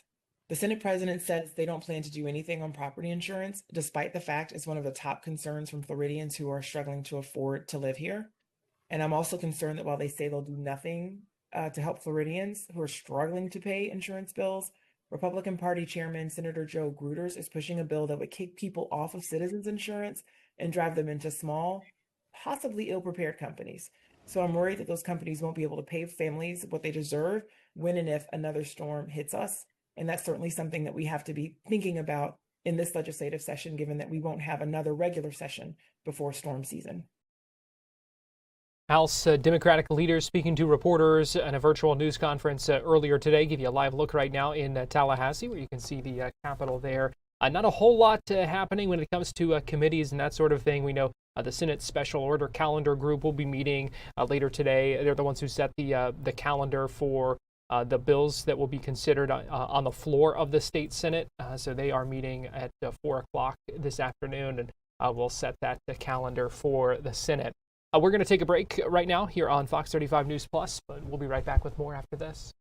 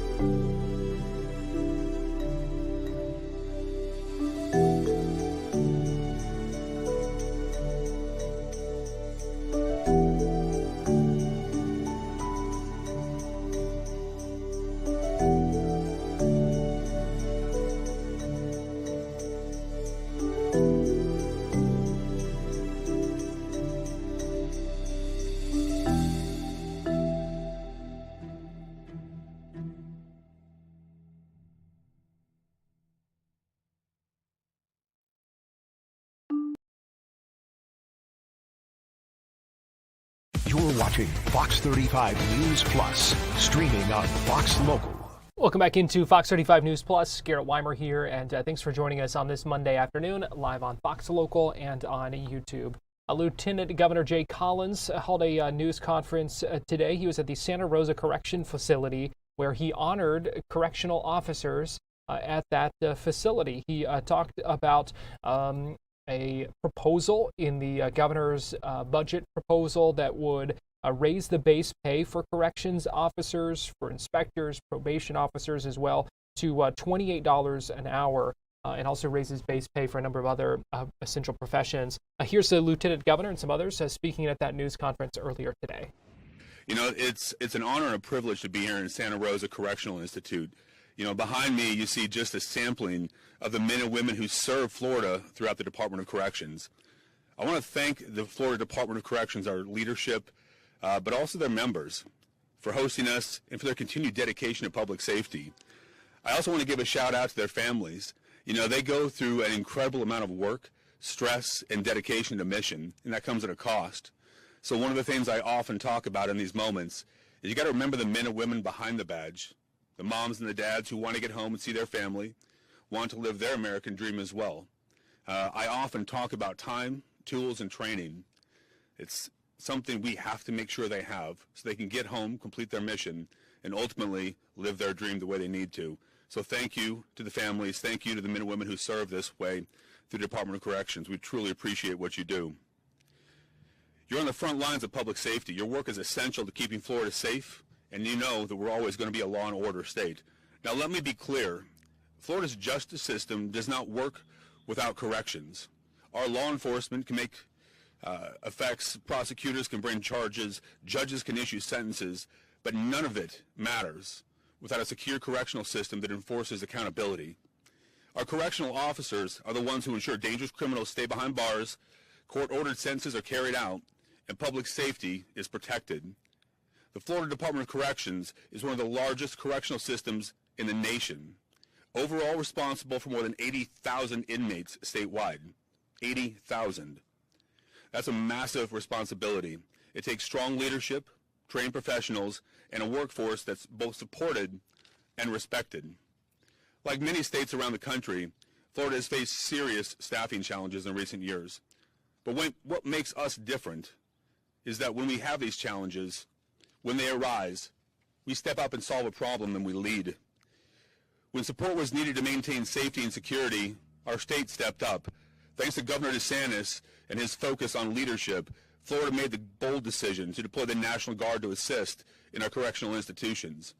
That support was not only critical, it was essential to maintain law and order. That decision sent a message that it could not be ignored. Florida stands behind its correctional professionals, and we will fill that gap however we need to protect them and their families. Now fast forward to today, and the governor is reaffirming his commitment to Florida's public safety mission. His recommended budget includes $373.9 million in vital pay raises for FDC certified and support staff statewide. That includes raising the base pay for correctional officers, probation officers, and inspectors from $22 an hour to $28 an hour. This is not just about compensation, it's about readiness, it's about stability. If we want safe institutions, we have to have a stable workforce. In order to do that, it takes more than just words. Simply put, it takes deeds. If we want to keep dangerous criminals locked up, if we want and need strong officers on front lines, then we have to put our money where our mouth is, and that is exactly what Florida has done. If we want Florida to remain the safest state in the nation, we have to recruit, but more importantly, retain the very best we have. We cannot allow trained officers to leave for other agencies simply because of pay. This investment strengthens retention centers and ensures Florida continues to attract quality professionals. The governor's recommended budget also includes $56.7 million to add 500 additional full-time security positions statewide. That means more staffing, more coverage, and stronger security inside our Florida institutions. It means safer working conditions for officers and a stronger ability to maintain control and order.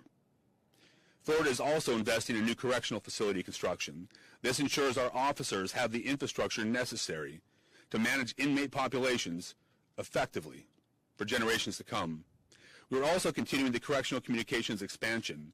That includes expanding intelligence capabilities and using modern technology to detect, disable, and eliminate contraband. Contraband, like illegal cell phones and drugs, fuels violence and disorder. So Florida is committed to cutting that off and keeping our institutions secure. Now, before we started this, I had an opportunity to talk to some of the leadership and some of the officers. And the world is changing. The technology that our adversaries use is adapting, and it's moving incredibly quick. We absolutely have to maintain our steady support of our men and women in corrections. They deal with a lot behind these walls. They have threats that they may not even know coming every single day. We as a state have to make sure we support them, we fund them, we prepare them, but more importantly, I want them to know that we have their back. Florida is committed to cutting off these secondary, tertiary threat risks around our state. Our people in corrections do hard work. That work's demanding on them and their families. It is often overlooked, but it is absolutely critical to Florida's law and order mission. Florida supports those who wear the uniform. We will always support those who enforce accountability. Florida will always support those who keep criminals behind bars and communities safe. You know, before I close this thing out, I want to make one more reaffirmation. To our men and women in corrections across the state, thank you for what you do.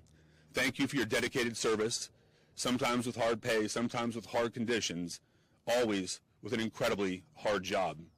We appreciate what you do. We appreciate who you are. Thank you for being on that front line and keeping our people safe and keeping our families able to live their American dream. The state of Florida has your back. We must ensure we always have it as well. So I want to bring up someone who's a new friend. We'll work together on a lot of issues here. Please welcome Assistant Deputy Secretary of Institutions, Hope Gartman. Hope. Thank you. Thank you, Lieutenant Governor Collins, for joining us here at Santa Rosa Correctional Institution today. You know, your support and that of Governor DeSantis is meant so much to all of our correctional professionals across the state. The Florida Department of Corrections is responsible for managing and supervising over 80,000 inmates. That makes us one of the largest correctional systems in the nation. With that responsibility comes a mission that is critical to the safety of every community across Florida. And we are all aware of how tough that job is. The men and women, like those represented here with us today, that work in corrections do not have an easy assignment. Our officers and staff step into challenging environments to ensure dangerous individuals remain securely off our streets. This profession requires discipline, strength, and consistency every single day. Their work is demanding, and their commitment to public safety deserves recognition and support.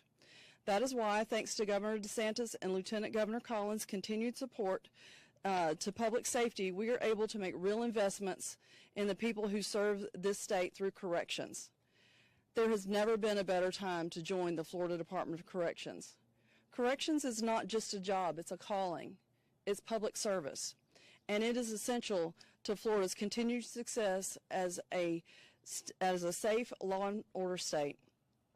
Right now, we are competing with other law enforcement agencies that can offer higher pay, and we are losing qualified staff to those agencies. That is a challenge we cannot ignore.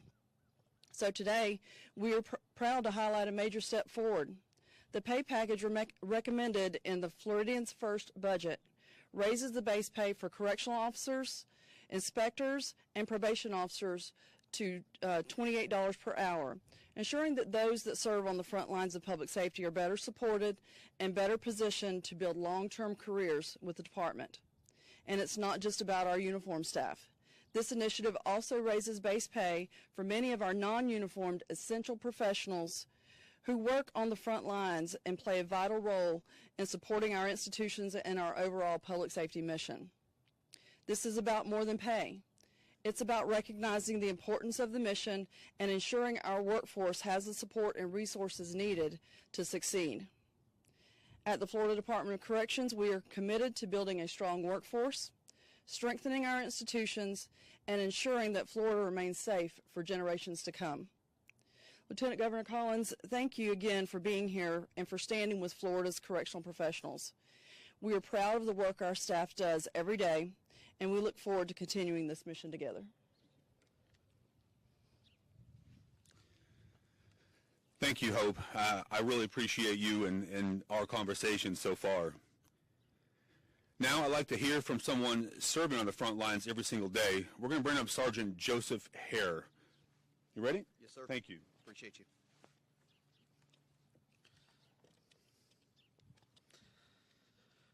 Good morning, everyone.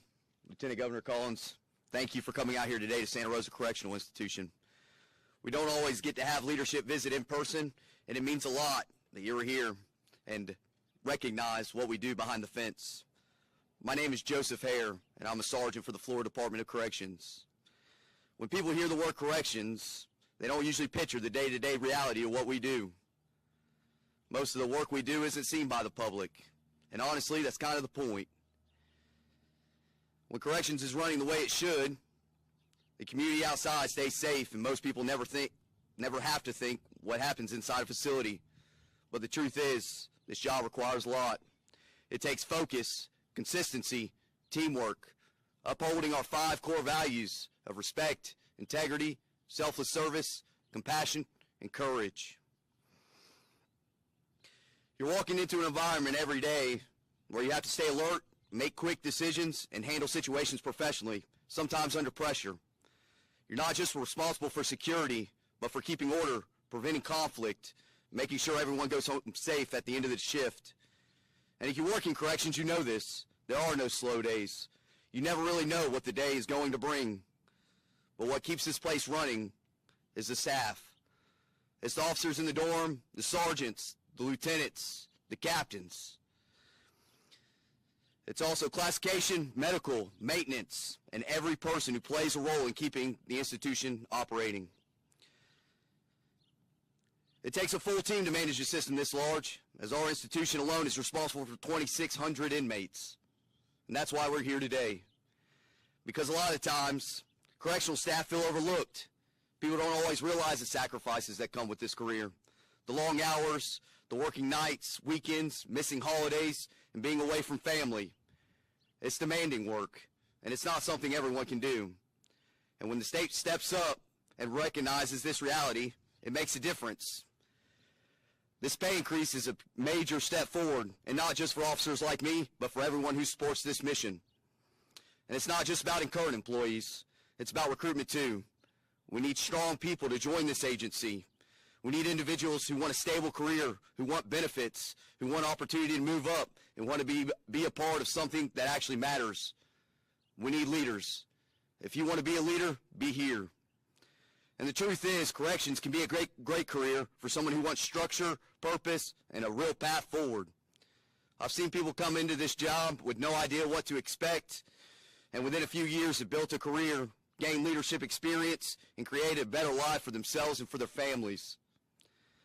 That's what this is about, building a strong workforce so we can keep our institution safe, keep our community safe, and keep Florida moving in the right direction. Lieutenant Governor Collins, thank you again for being here. Thank you for recognizing the work done in corrections, and thank you for supporting the officers and staff who show up every day and take pride in doing a difficult job and doing it the right way. We appreciate it, and we're proud to serve. And as always, we never walk alone. Thank you. Thank you, sir. Well, thank you, Joseph. I appreciate your comments. You know, Sergeant Hare, it was apparent how much you care about not only your job, but your people in your comments, and hope it was very much the same way. You know, today is about law and order. It's about ensuring Florida remains a state where accountability is enforced. It's about making sure our correctional institutions remain secure and fully staffed. But more than that, you know, I often remind people, I represent 23.5 million people, or just under that, every single day. This is an affirmation to the people of Florida that we take our job seriously, that we support our men and women corrections and in law enforcement, and we invest and stand strong because we protect the things that matter the very most to us, and those are our citizens, our people. It'll always be people over politics. So with that, I want to say Governor DeSantis' budget recommendations are critical. Florida's taken real action because of that and so many other things to strengthen our corrections team. One last time to every correctional officer, to every staff member, to every family member across this state, thank you. On behalf of Governor DeSantis and his entire team and a very grateful state, thank you for what you do. You protect the public, you enforce accountability, you uphold the rule of law, and Florida will always stand beside you. God bless each of you. God bless the state of Florida, and may God continue to bless these United States. Thank you. Lieutenant Governor Jay Collins at a news conference earlier today talking about the importance of corrections officers, some of the proposals that would raise their pay, as well as a number of other topics in that news conference just a little bit ago. We're going to take a break here on Fox 35 News Plus, but we'll be right back after this.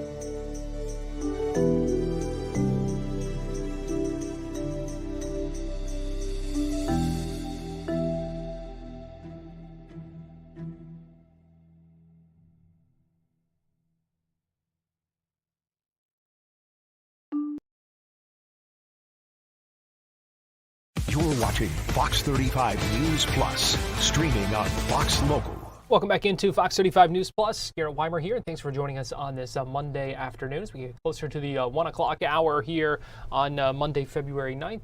Good to see you. We appreciate you joining us here. We heard from Florida House Democrats earlier today talking about some of their priorities, some of the things that they want to see done this session. We also heard today from leaders of the Florida Democratic Party, including Chair Nikki Fried, who on this, what they're calling Run for Office Day, trying to recruit and encourage more Democrats to run for office, local offices here in the state of Florida. Going to hear from her and a couple of city leaders from a number of different places around the state. They held a virtual news conference earlier today to talk about the push for more Democrats to run for office, despite facing a number of disadvantages here in the Sunshine State right now. As we know, Americans everywhere are feeling the strain. Across Florida, families are squeezed by rising costs, cruel immigration policies, public school divestment, and the dismantling of reproductive rights. Meanwhile, too many Republican leaders are busy instigating culture wars instead of solving real problems. Here's the truth. The most powerful antidote to helplessness is action. That's exactly what Florida Democrats Run for Office Week is about. Instead of sitting on the sidelines, we're asking everyday Floridians, teachers, veterans, parents, small business owners, organizers, faith leaders, to see themselves as the heroes they have been waiting on. Because the people who care most about their communities are exactly the people we need running for office. And we're focusing where it matters most: local government, mayor, city council, school boards, county commissioners. These aren't abstract titles. These are the leaders who decide whether your roads get fixed, whether your schools are funded, whether your water is clean, whether your rights are protected. Local offices shape our day-to-day lives way more than Congress or the White House. These leaders are closest to the people, and they are where long-term Democratic power is built over time. Too often, people assume you have to be a career politician to run. You just don't. From February 9th through 13th, 2026, Run for Office Weeks will encourage the folks already doing the work. the neighbor organizing block by block, the mom at every school board meeting, the young person fighting for their future to take the next step. There is a place for each of you. You don't have to do it all, and you don't have to do it alone. Through programs like our Take Back Local and our wraparound candidate services, the Florida Democratic Party has built real infrastructure to recruit, train, and support candidates from day one through Election Day. We're meeting people where they are and giving them a path to lead. We know we're not the only organization doing this work. We don't pretend to be. We actively partner with Florida Pipeline Project, Ruth's List, Run for Something, and other organizations that recruit and train local candidates, learning from their expertise and sharing best practices to strengthen the entire ecosystem. And while Democrats are stepping up, Republicans are stepping aside. Across the country and here in Florida, Republican politicians are announcing retirements and quietly heading for the exits rather than standing up for the extremism of Donald Trump. They're running off to sunny shores where democracy faces an existential threat. When times get hard, Democrats don't run from a fight. We run for office because we know it takes all of us. In the last year alone, more than 900 Floridians have raised their hand to serve. Nationwide, Democrats have won or overperformed in 240 of the 269 key elections since Trump took office. Just a week ago, Democrat Taylor Remmert flipped a plus 17 seat district in Texas, being the first Democrat to win there in 35 years, despite being outspent by millions of dollars. Even right here in our own backyard, we flip local seats like Claremont City Council in Lake County, where Trump won by nearly 25 points and elected Eileen Higgins to become the first female mayor and Democrat in over 30 years. We've seen victories and significant swings to the left in our recent legislative special elections. The momentum is real. Voters want leaders who will fight for affordability, dignity, and basic rights, not chaos. This moment doesn't call for retreat, it calls for courage. Democrats can sign up on our website, floridadems.org/run, for access to our free candidate resources and training, and join our lead locally call this Thursday at 7 p.m. to learn more about running for office in Florida. If you're wondering how to make a difference, this is it. Your community needs you, and we'll walk with you every step along the way. And now it is my honor to introduce one of our incredible commissioners out in Coral Springs. I would like to introduce you to Commissioner Maria Rodriguez. In Pembroke Pines, but very close neighbors. No worries. So, as mentioned, my name is Maria Rodriguez, and I'm the very proud commissioner of District 3 here in Pembroke Pines. I had the great opportunity to have grown up in Pembroke Pines, originally from Columbia. And while I grew up here, just saw how much opportunity there was for so many of our families, our friends, our neighbors, how prosperous the city was, and how many just fun, family-friendly activities there were. And right after I came back from college, I started getting more and more involved in local politics, worked for a county commissioner, and then ended up choosing to run for office. And I think that it's really important for us to be able to elevate the voices of people who are running within their own communities, making sure that the people who are choosing to run, whether you have been in the area for a long time or just very involved in your local community, elevating those voices, because that is the exact representation that we need in local councils and county commissions and even other levels of government. I ran because I thought it was really important to see some kind of representation, not only because I'm a young Latina woman, but because I'm a young woman as well. And it's really important for us to represent our young families. In a city like mine, where the average age is under 40, we needed to make sure that we were representing on the dais those younger families, or at least those kids from high school that I went to high school with, that grew up and are maybe finding our cities unaffordable to stay in and to grow their families in. So I ran because I felt we really needed that Hispanic representation in a city that's almost 45% Hispanic, in a county that's almost 33% Hispanic, but as well as bringing in the experience and the lived experience of a young person, because only I, on the dais, know what it is to be a 30-year-old trying to grow their family in the city of Pembroke Pines. And while I respect my colleagues, they have very steady mortgages. They're not dealing with high rents. They're not dealing with some of the pressures, that we are dealing with in my generation. So whether you think, I'm too young to run for office, whether you think, I'm too inexperienced, you're perfect experience for that generation, for that specific kind of route that you took within your community.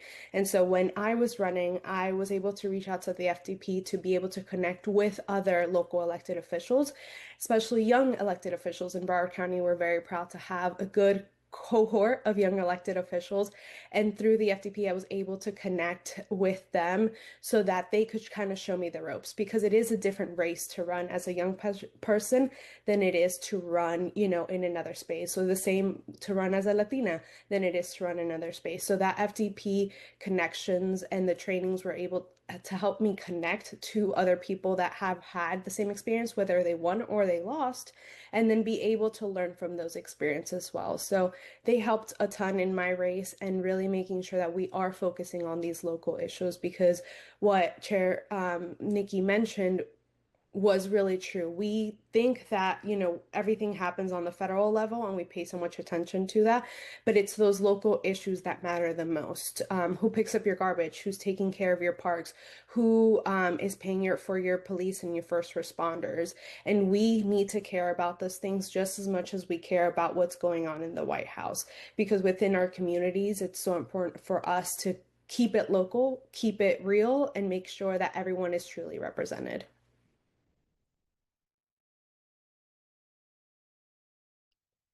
Thank you so much, Commissioner Rodriguez. I'm like all fired up. I was like, shout out, younger generation, everyone throw your hat in the ring and run, because we need you and we need you now. Now I will pass it over to Councilman Brian Van, who just won a seat this past winter. We're so excited to have him and hear about his experiences. Thank you. Thank you so much, Whitney and Chair Freed and my fellow local elected official, Commissioner Rodriguez. To be here today. It's an honor and a privilege. Running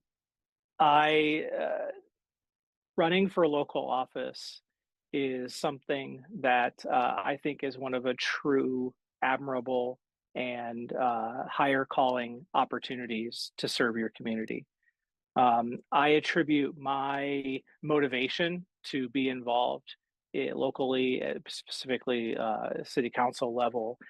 Back in 5th grade, I remember the election that year and getting a map, and our teacher saying, stay up tonight and color in your map based off of who wins each state. And I was fascinated by that, this thing called the Electoral College, and to be able to follow that and say, this is something that I could do that would help my community. And one of my teachers was also the mayor of our city. And he said, Brian, the mayors and the city councils, they're the ones who get it done. And they're the ones who live in the community, see their residents every single day. If you want to get involved, I encourage you to think about local involvement. And so shout out to our educators for the role that they play every day in the lives of our young people, to get involved in their communities and to follow their passions and to encourage those passions. And it truly was a calling for me. My family has zero political experience. In fact, I ran 20 years ago, back when I lived in Wisconsin for city council. And when I told my family I was doing that, they looked at me like I had multiple heads and maybe some horns coming out and green hair. And so it's not something that is in my family blood per se. But it's really, truly something that I believe this is how I can give back to my community. We all have ways that we can give back to our community. No one wants me swinging the hammer for Habitat for Humanity to build that house. No one wants me to build that house to go inhabit. That's not my strong suit, but my strong suit is a passion of trying to make sure that we do good by the residents in our community, and that we take care of each other, and we create an environment where collaboration and cooperation is the norm. And we just don't see that at the state level and at the national level. And so we can control that here at the local level. And that's really the passion there. Service over self is something that are not just words for me. It's something that truly means means being involved and being committed to your community. I have on occasions had to go back and put a pint of ice cream back into the freezer and grab a different one because it got a little too soft before I could make it from that aisle to the checkout at the grocery store, because you get stopped by your constituents. And I'm sure Commissioner Rodriguez can vouch for that.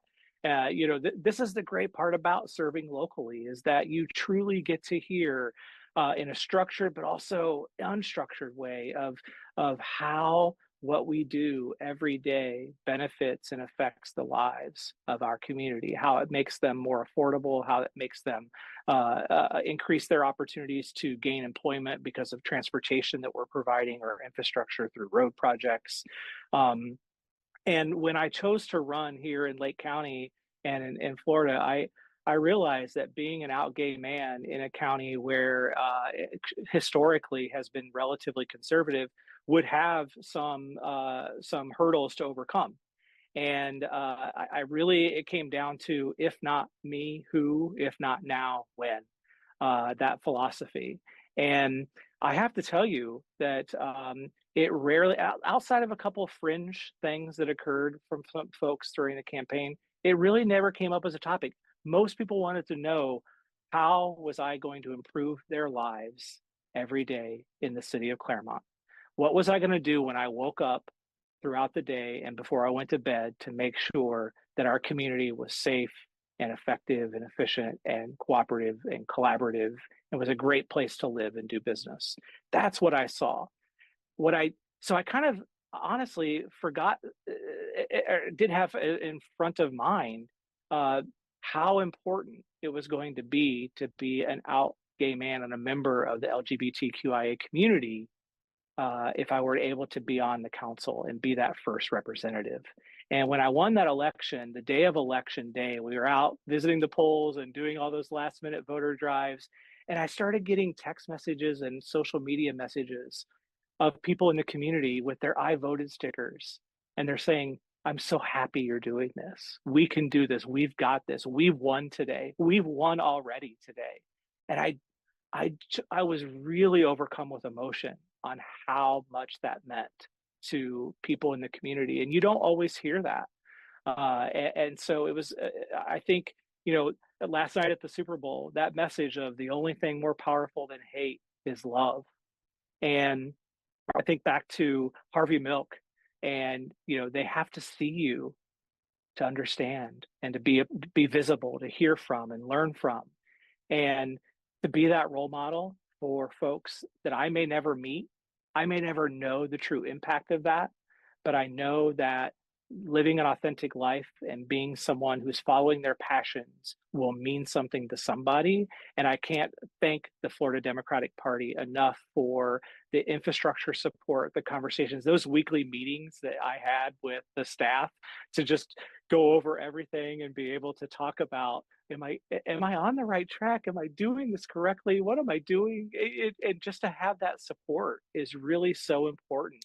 But also to have the infrastructure, to have the ability to raise funds, and because it is costly to run, even at a local level, particularly in an area like Claremont, where local media market focuses on Orlando. And so we really have to do a lot to get into there. So I really cannot thank the Florida Democratic Party enough for the infrastructure, the support, the encouragement along the way. I do not think we would be successful, or would have been successful without them. Thank you so much, Councilman. And I just want to let you know too, when I told my parents in 2018 that I was running for statewide office, my mother asked me, do you need a new hobby? Why would you do this? And I had the same response, Mom, do you remember when I was 9 years old and you asked me what I wanted for my birthday? And I said, I wanted to go to the White House. You had to know this moment was going to eventually happen. Yes. Well, we certainly appreciate both the councilman and commissioner for being on today, and we will certainly open up questions. This is a moment in American and Florida history where, we certainly are asking everybody to raise their hands and to show that you already are leaders in your communities. Now take that leadership into public service and run for office, because there's no greater experience than being able to talk to people at the doors and hear their issues and their concerns and their fears and their joy, and being able to say, I got you. I hear you, I see you, and I will prioritize the things that are going to make your life easier and better. And so there's no greater joy in that interaction. And I continuously always go back to stories from my time running for office, seeing a little girl and knowing that, just by having an opportunity to talk to her about, her future, that maybe somewhere along the way, that path was laid out for her to run for office one day, and to know that everything is possible. So thank you for both our council member and commissioner for joining us today. And I guess we will turn it over to Whitney to open us up for questions. Yes, thank you so much, Chair. Thank you, Commissioner. Thank you, Councilman, for sharing your stories and your experiences and the incredible work that the Florida Democratic Party is doing to support state and local candidates up and down the ballot. We will now open up for questions. Please state the name of your organization prior to your question, and remember that all of these, that this press conference will be sent via recording at the end. So go ahead. Does anyone have any questions? Nikki Dave Elias from Gulf Coast NBC and ABC here in Fort Myers. It's interesting we're having this conversation today when State Representative Jenna Persons is running a bill that would make people prove that they are U.S. citizens in order to vote. Your reaction to that? It's called voter suppression. The reality is that the Republican Party of Florida has spent the better part of the last 10 to 20 years trying to silence voters, to make it more difficult to register to vote, more difficult to have your voices heard. I mean, between kicking people off of the every 2 years on your vote by mail, to changing how an inactive and an active voter looks on the rolls, to the election police, to kicking citizens initiatives off the ballots, the list arresting individuals from Amendment 4 on returning citizens. And this is another game that they're playing. And to make it more and more difficult for individuals who have either been naturalized or born here in the United States, and makes another hoop. Of course, you have to be a U.S. citizen to vote. I think that is inherent, one, in our laws, in our state constitution, U.S. Constitution. You have to be a citizen to vote. And so this is a game that they're playing to make it more difficult and suppress people being able to voice their very strong opinions about what is happening in this country right now. Chair, if I could, Evan Axelbank from Fox 13. Good to see you. How's everyone doing? I just want to ask about the ballot initiative process. It's often kind of theorized that groups can use issues on the ballot to kind of juice the turnout of their party faithful. Are you worried that, given the process seems to be more difficult, that this could hamper your efforts to get out the vote from people who might not otherwise be motivated to vote? Evan, I've always been very consistent that ballot initiatives don't inherently turn out more voters. But the problem is that our state has been so gerrymandered to hell, that our legislature is so gerrymandered that citizens' issues that collectively people agree on, whether it was the the 6-week abortion ban. 71% of Floridians do not want a 6-week abortion ban. Over 56% of Floridians voted to legalize cannabis in the state of Florida. And yet these types of legislation and these types of protections, whether it's automatic voter registration, it is the Fair Districts Amendment from 2010. This is the opportunity for everyday citizens to have their voices heard, because the legislature, 30 years, one-party control of this state, is not listening to the will of the people. And every single time that the people get so close to getting their issues across the finish line, the Republicans come in next legislative session and make it more and more and more difficult. Started off with the quote-unquote John Morgan law, preventing individuals from giving a certain amount of dollars into citizen initiatives, and then changing who can collect the ballots and the time frame to collect those ballots. And we saw the undemocratic process that just unfolded here in the state of Florida. FDP Chair Nikki Fried speaking with reporters earlier today, answering some questions as well. We also heard from Claremont City Council member Brian Bain, a member of the City Council in Claremont, which is in Lake County in our area. So as they encourage more Democrats to run for office and local offices across the state of Florida. We're going to take a break here on Fox 35 News Plus, but we'll be right back after this.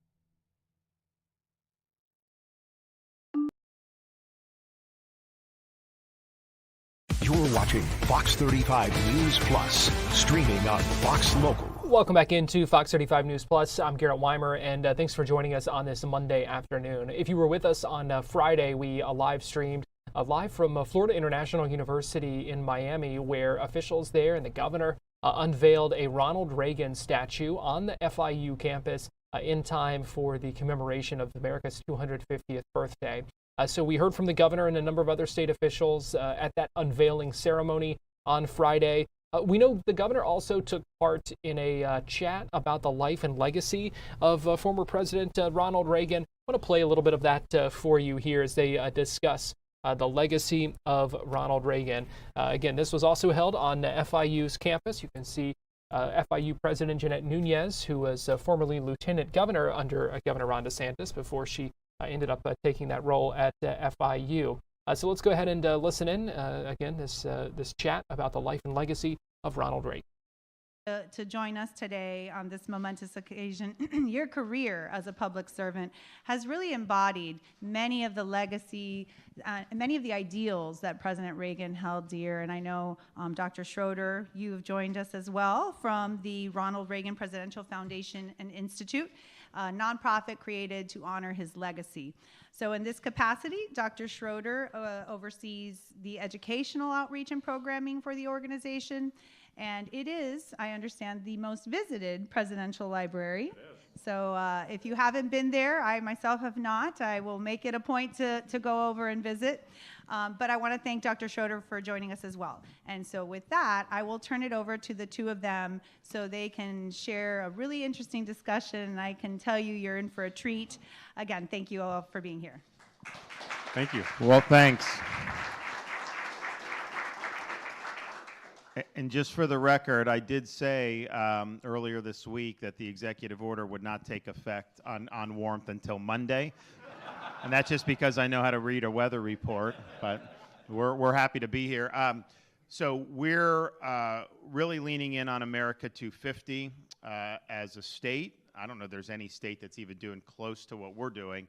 And I think it's a time to, just as Americans, reflect on the founding of this country 250 years ago, the values, the enduring principles, but also educate young people and make sure that they have a sense of this. And we've done a lot leading up to this, bolstering civics education, teacher training on civics, speech and debate, all these great things to be able to do. But then, so as part of that, I'm doing things like I brought a statue of George Washington from Mount Vernon, put it in the state capitol. Beautiful statue. We have counties named after founding fathers. So I brought Franklin's statue to Franklin County. I brought Jefferson to Jefferson County. We've got Hamilton on the way, Madison. I'm doing James Monroe down in the Florida Keys from Monroe County. And so it's great. But then what we also said is like, look, we want to also recognize people who may not have been part of the founding generation, but have exemplified those founding ideals. And so, you know, we've got Frederick Douglass we're going to put in St. Augustine because he did a big speech there. I've got Calvin Coolidge we're going to bring to Bach Tower Gardens in Polk County. It was his last speech as president, so we're bringing Coolidge. And then, of course, President Reagan here at FIU at the Reagan House, which the legislature had named. So that's kind of what brings us here today. It's a chance to honor a great American on his birthday, but more importantly, in this 250th anniversary, to be able to reflect on somebody's legacy that really was in tune with the founding vision of this country. So thanks for coming all the way from Simi Valley, California. I'm not celebrating the 115th birthday in Simi Valley today. We're celebrating where the true party is here at FIU. So Governor, yeah, no kidding. Governor, you know, Ronald Reagan's legacy is something that we talk about a lot. Politicians invoke Ronald Reagan's principles all the time. What does his legacy mean to you personally and your style of governing here in Florida? Well, part of it, I think people of my generation, I was born in 1978. So when I was old enough to know what a president of the United States was, he was the model that's not just what I assumed a president was supposed to be, right? And I remember when the Challenger exploded, and then we all watched when he addressed the country and all this. And so that was kind of at a young age, just just being socialized to Reagan's voice, and just it was very calming, and it was a good time, you know, to be an American. Like I remember like going to the movies, watching Rocky IV. Everyone's cheering when he beats Drago. You know, that may not have happened if Carter were still president, right? I mean, it was a time of I think patriotism, and then as I got older, being able to appreciate, you know, the important role that President Reagan played just in providing opportunity for me as a kid of the 80s and 90s. You know, when Reagan was running for president, the second or third, depending on how you count, in 80, the general conventional wisdom was, well, America had reached an era of limits. We were destined to substandard outcomes. And, you know, people like Carter with the cardigan sweater said, you just have to, you know, learn how to do with less. Communism is inevitable. We're not going to be able to stop the march of Soviet domination. All the things that were being said, you know, were basically America in decline. And the president rejected that, obviously. And with the Cold War, you know, he didn't want to manage the Soviets. He wanted to beat the Soviets, and he did. In terms of our economic stagflation, you know, he wanted to end that and have a boom, and they did. And so as I've gotten older, just appreciating that important point in history, and then what it's allowed people like me to be able to have opportunity. I'll tell you, you know, I took it for granted at the time, but now as I get older and we have our own kids, you know, being a kid in the 80s and 90s, well, that was actually a very good time to grow up. I mean, like, especially no social media, you know, you had like this, it was good. And so, and I think the president was a big part of that. Thanks for that. I mean, Ronald Reagan's known for moral clarity and principled leadership. So I'm wondering which of his principles guide you the most? I mean, you mentioned a lot of them. Florida is known for being a leader in economics and education and so many things in the nation. I would argue probably because you follow Reagan's principles to the letter here as much as possible. Which of those principles resonate with you the most personally? Well, I mean, he said in his first inaugural address, government is not the solution to our problems. Government is the problem. And it was, and it still is in many respects. And so in Florida, you know, we've taken that to heart. We have the smallest number of state bureaucrats per capita in the entire nation. We have transformed how we deliver services for welfare through through our First Lady's initiative with Hope Florida, where we now have churches, charities, businesses that want to be a part, they're a part. And then when someone goes into a state office to get need, the bureaucrats are now trained not to just try to give them checks, but to take their information, put it in what we call a care portal. Then that goes out to the churches and the synagogues and those places. And guess what?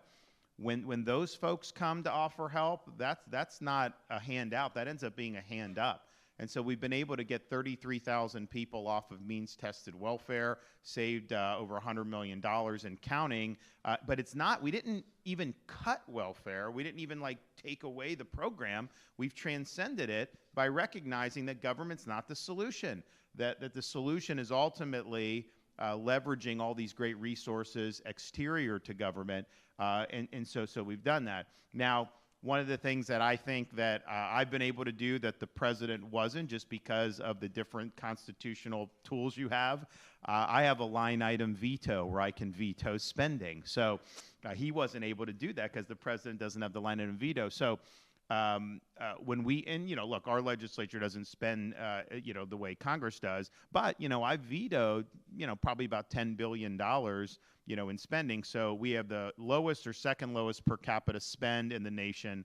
If you look at all of our history, the debt that Florida accumulated just since I've been governor, we've paid off 50% of it, which is, you know, not it's really unheard of. But part of it is because I was able to veto, then leverage that to accelerate the repayment of the debt. And so I think just the limited government, understanding the proper role. I mean, government has a role, but when you start talking about the Great Society and all the excesses, not only did it not work to end things like poverty, it created a whole new subset of problems that in many respects we still battle with today.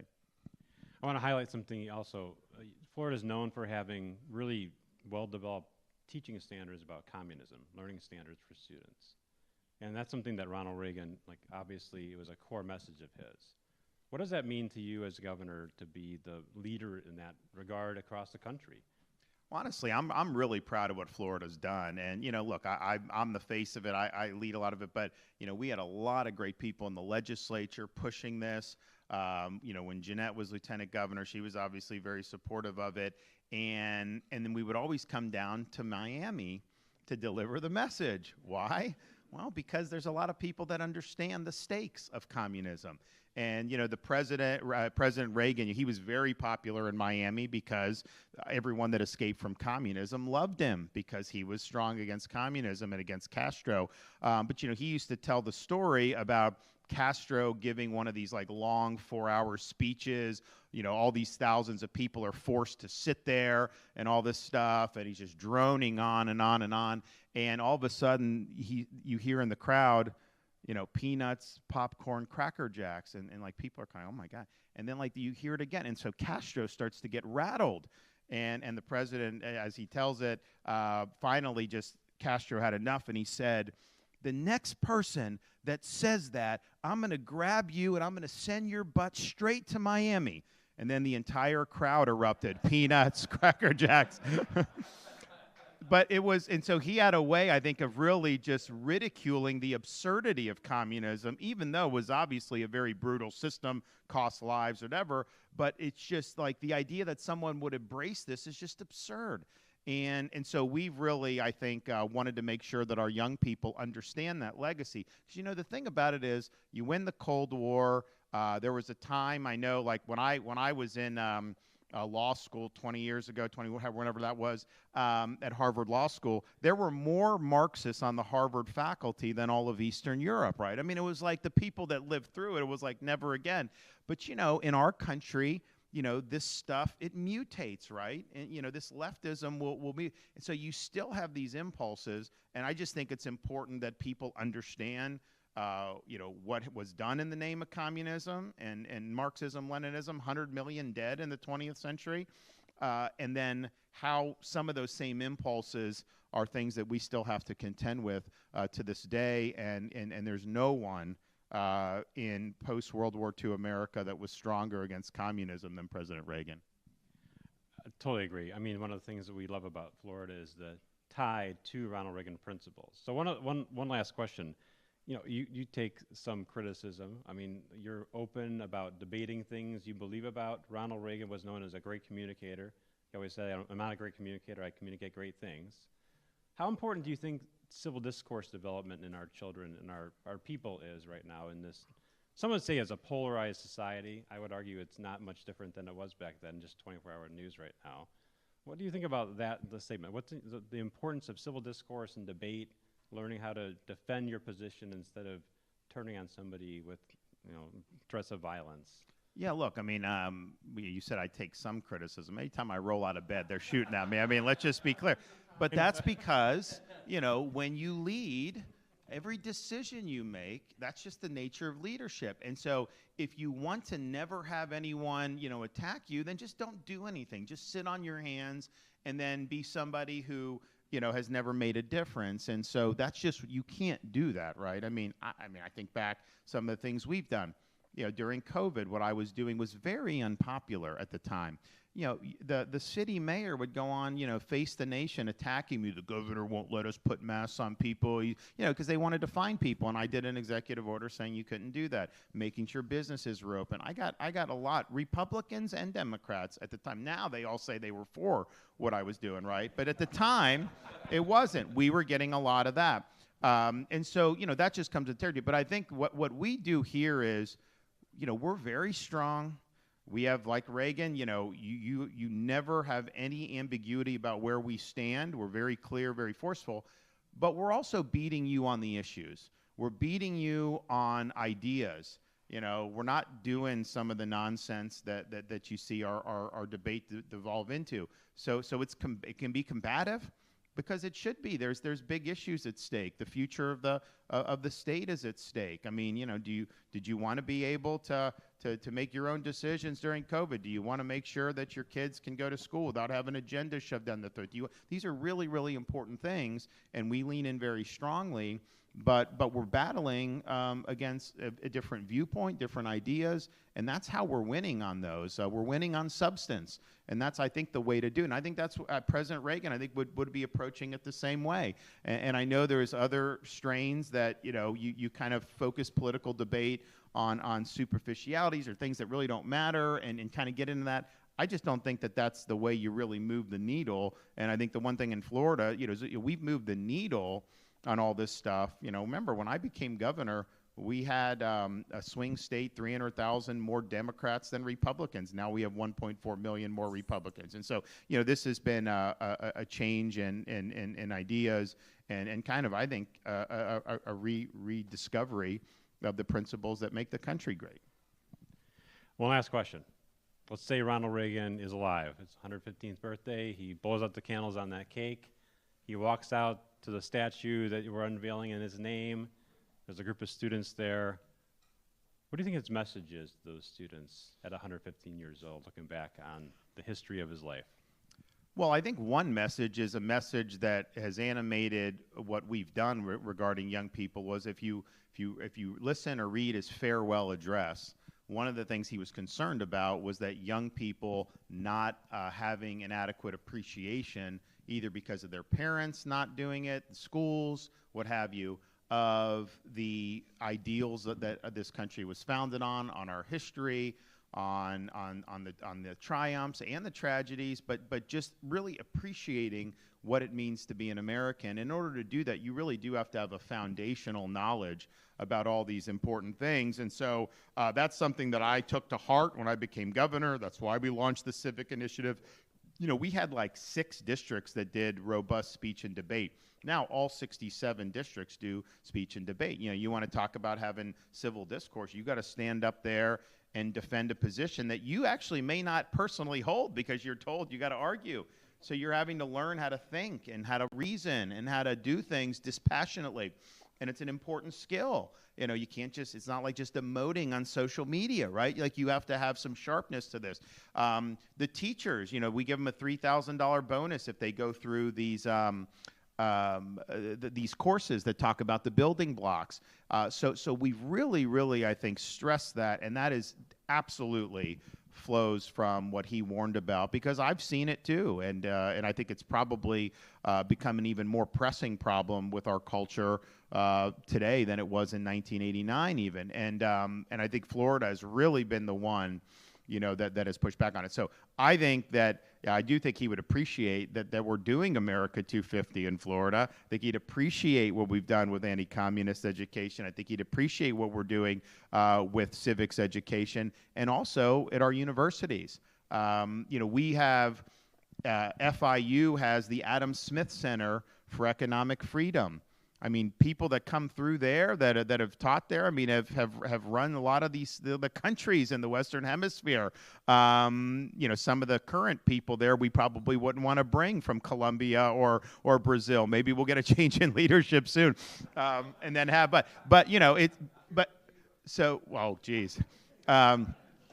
So you have, although Maduro. They have him in New York, but I think if we have anything to say about it, he'll also face justice in Miami. So be ready for that one. So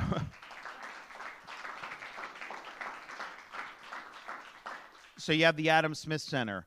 We have the Hamilton Center. Well, actually, you were at New College in Sarasota. So New College, went from kind of like a Marxist commune to now classical liberal arts, small school, beautiful campus, but they're really focusing on the core things. Hamilton Center at University of Florida. And part of it is because we've changed the structure as to how you hire and fire faculty. So all tenured professors in Florida have to undergo review every 5 years and can be terminated for poor performance. And my thing is like, you're hired, these are state universities, you're hired to teach, do research, all that. If you want to get tenure and decide you want to just be engaging in political activism, well, go to Berkeley then. That's not what we want here. We want rigor. And so we've been able to do that, but then we also are able to recruit people and the presidents can bring in people. The board can get them tenure. So the Hamilton Center, you know, we just got a guy from Harvard, had been at Harvard for 40 years, was a political philosopher, said he couldn't stand it anymore, needed to get to sanity. We have the best Civil War scholar from Princeton in the country that came. We've got all these different people, and we're building, you know, all this. And I think that is a recognition that also flows from the president's observation in 89 that, you know, these universities have many different missions, but one of them is they need to prepare these students to be citizens of this republic. That's got to mean something. And we're providing the tools where those students are really able to engage in things that I think are timeless principles and classic truths. And so I think on the education front, and really, and look, if you understand what it means to be an American, if you understand the building blocks and you understand the enduring principles, and somehow you become an adult and you reject it, and what am I supposed to do? But if we just let people come out of our school system and our universities with basically a blank slate, with no concept of any of this, or even worse, just having the negative connotations and never be exposed to the other, then we haven't done our job as leaders. And of all the folks, you know, you look at all the presidents of the 20th century, you know, I think the one that valued our founding principles the most probably be a tie between Calvin Coolidge and President Reagan. I mean, they really would always go back to first principles. And it's not like, oh, what did he do in 1791 with the economy? These are underlying principles that you then got to apply to new circumstances as times change, the policies change. Of course, the response is going to change. But the underlying truths about the proper role of government, human nature, our source of rights coming from God, that doesn't change. And that's got to be your foundation, you know, as you make decisions, whether you're in the legislature, governor, president, administration, any of that.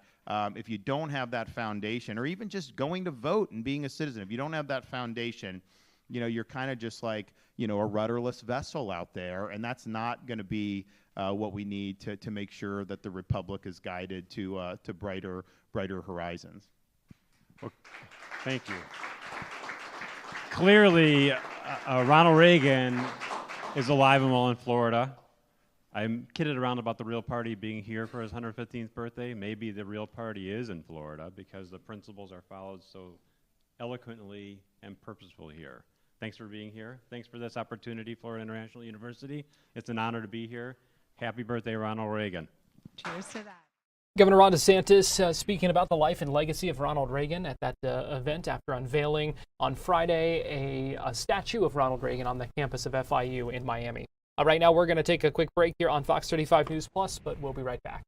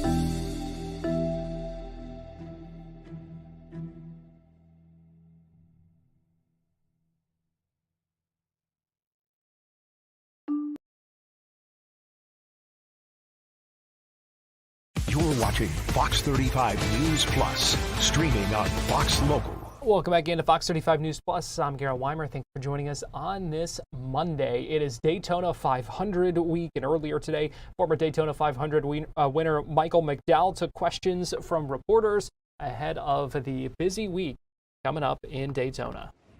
That part, I'll never forget. And, just the excitement and the adrenaline rush and just all the things that come with, winning, the biggest race that we have. Now like I said, there was some times where you're like, hey, they say we can't hug. You're trying to high five your crew guys and run over there. And there's, things that we couldn't do. But I think that, for the most part for me is just the pure excitement of winning, the Great American Race.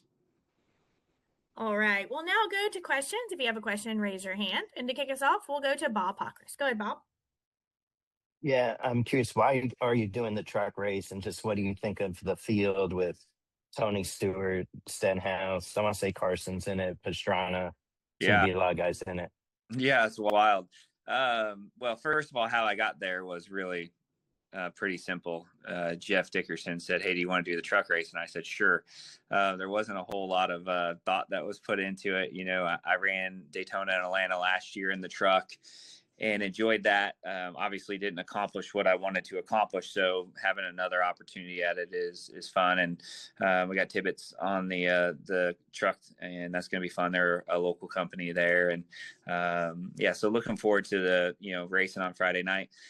And then, as you said, Bob, like I started to see all the Tony's running, John Hunter Nemechek's running, Carson's running, Stenhouse is running, Pastrana's running. You just start going through a list, and I'm like, oh man, I picked a tough one to get into. It's going to be some excitement for sure. So looking forward to it. It's a good, opportunity. The Spire, trucks have been fast, and they worked really hard in the off season. Brian Patty built a brand new truck to go down to Daytona, and hopefully we'll have a shot at winning a race. All right. Our next question will go to John Newby. Go ahead, John. Thank you. So, Michael, a couple years back, Toyota, Ford, they both had their new bodies, and everyone's curious how that would work with drafting, all these races. Now it's your guys' turn. I'm curious, do you have a sense of what to expect? Will there be a major difference? Because the body itself doesn't look noticeably different, but what do you, see from your perspective? Yeah, I mean, I'd be lying to you, John, if I told you I know what it's going to do and not do. I've been through this before, like you've talked about, where there's a lot of hope and, there's excitement, and then you get there and you go, oh, that's not much different. So I'm not sure what to expect. I know that we'll have a good measuring stick with, how we were at Talladega. Obviously, we qualified on the pole there and had a lot of speed. So going to Daytona, we'll have a good idea of if this was a help for the super speedways, if it, is draggier, if it's more downforce, all those things.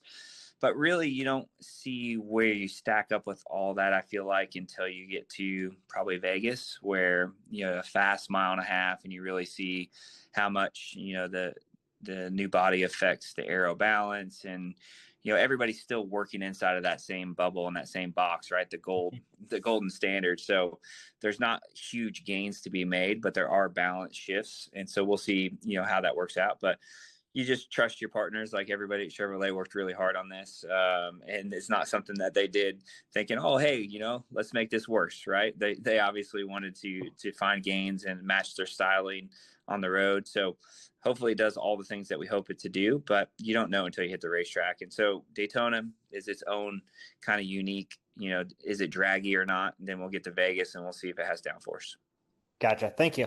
Yep. All right. Next, we'll go to Scotty Powell. Go ahead, Scotty. Thank you, Amanda. Hey, Michael, welcome to Race Week. I wanted to ask you a couple of questions. Obviously, we're in Daytona this week, but next week is Atlanta. Can you talk about the differences in the two types of super speedway racing you're going to be experiencing over the next few weeks? Yeah, it's so different. Atlanta is very different, right? Because Atlanta, even though you still have that kind of draft pack, handling is a big part of whether or not you can make moves and whether or not you can take those runs. And, as the track has aged, over the last few years, it's kind of slowly lost grip. And that's played more towards, your traditional, mile and a half than it has your traditional Talladega or Daytona. So I feel like it's a very different race. You're still going to have the same variables. You're still going to have a pack. Obviously, it's going to probably be pretty cool. I mean, I would imagine, in Atlanta in 2 weeks, it'll probably still be fairly cool. So the track will have decent grip. But yeah, it's very different. It's not the same at all. I think the only thing that really, maybe plays in is qualifying. As far as speed for qualifying goes, but once you get into that pack, the cars drive very different. And my second question is, you guys had a lot of close calls last year of being up front, winning. Texas comes to mind, 20 laps away from a victory. What is your confidence heading into 2026 with your second year at Spire? Yeah, there's definitely a lot of confidence. And we've made some big steps in the off season from, just processes and procedures and, how to make our race cars faster and, how to execute better. So you always go into the new season. It's a fresh start and a new opportunity to go and try to win races. And I feel like every team comes in optimistic. Every team made gains in the off season. And so this is the exciting part where you actually get to see, did we? Like, we'll find out really soon. In the next 5 weeks, we'll see how well we really did, because our sport is all about results on Sunday. That's the only thing that matters. And so everyone goes in with the say high hopes that, yeah, we made big gains, but we will see once we hit the racetrack. Thank you, Michael, and good luck this week. Thanks. All right. Our next question will go to Jordan Bianchi. Go ahead, Jordan. Good morning, Michael. Appreciate the time this morning. Question: when you joined Spire, you knew the team was committing more and more resources to winning, and that they had certain goals they were working towards. They're obviously still very committed, and they're still spending a lot of resources and everything like that. So I guess I'm curious is, what is the pressure like over there? Is it like amping up as they're investing more and more into this team of, hey, at some point we really, really want to start seeing, tangible results, and kind of what that vibe is like going into this year? Yeah, I mean, I feel like there's always pressure. I mean, it's not necessarily coming from, Jeff or the management, but we have pressure to win, and that's always there. It doesn't matter the resources you're spending or the resources you're not spending. I mean, we all show up on Sundays with the same, mindset to go win races. So yeah, definitely. I mean, we feel like it's, our time to go shine and to go prove, what we've been working on. But as you guys know, the Cup Series is hard.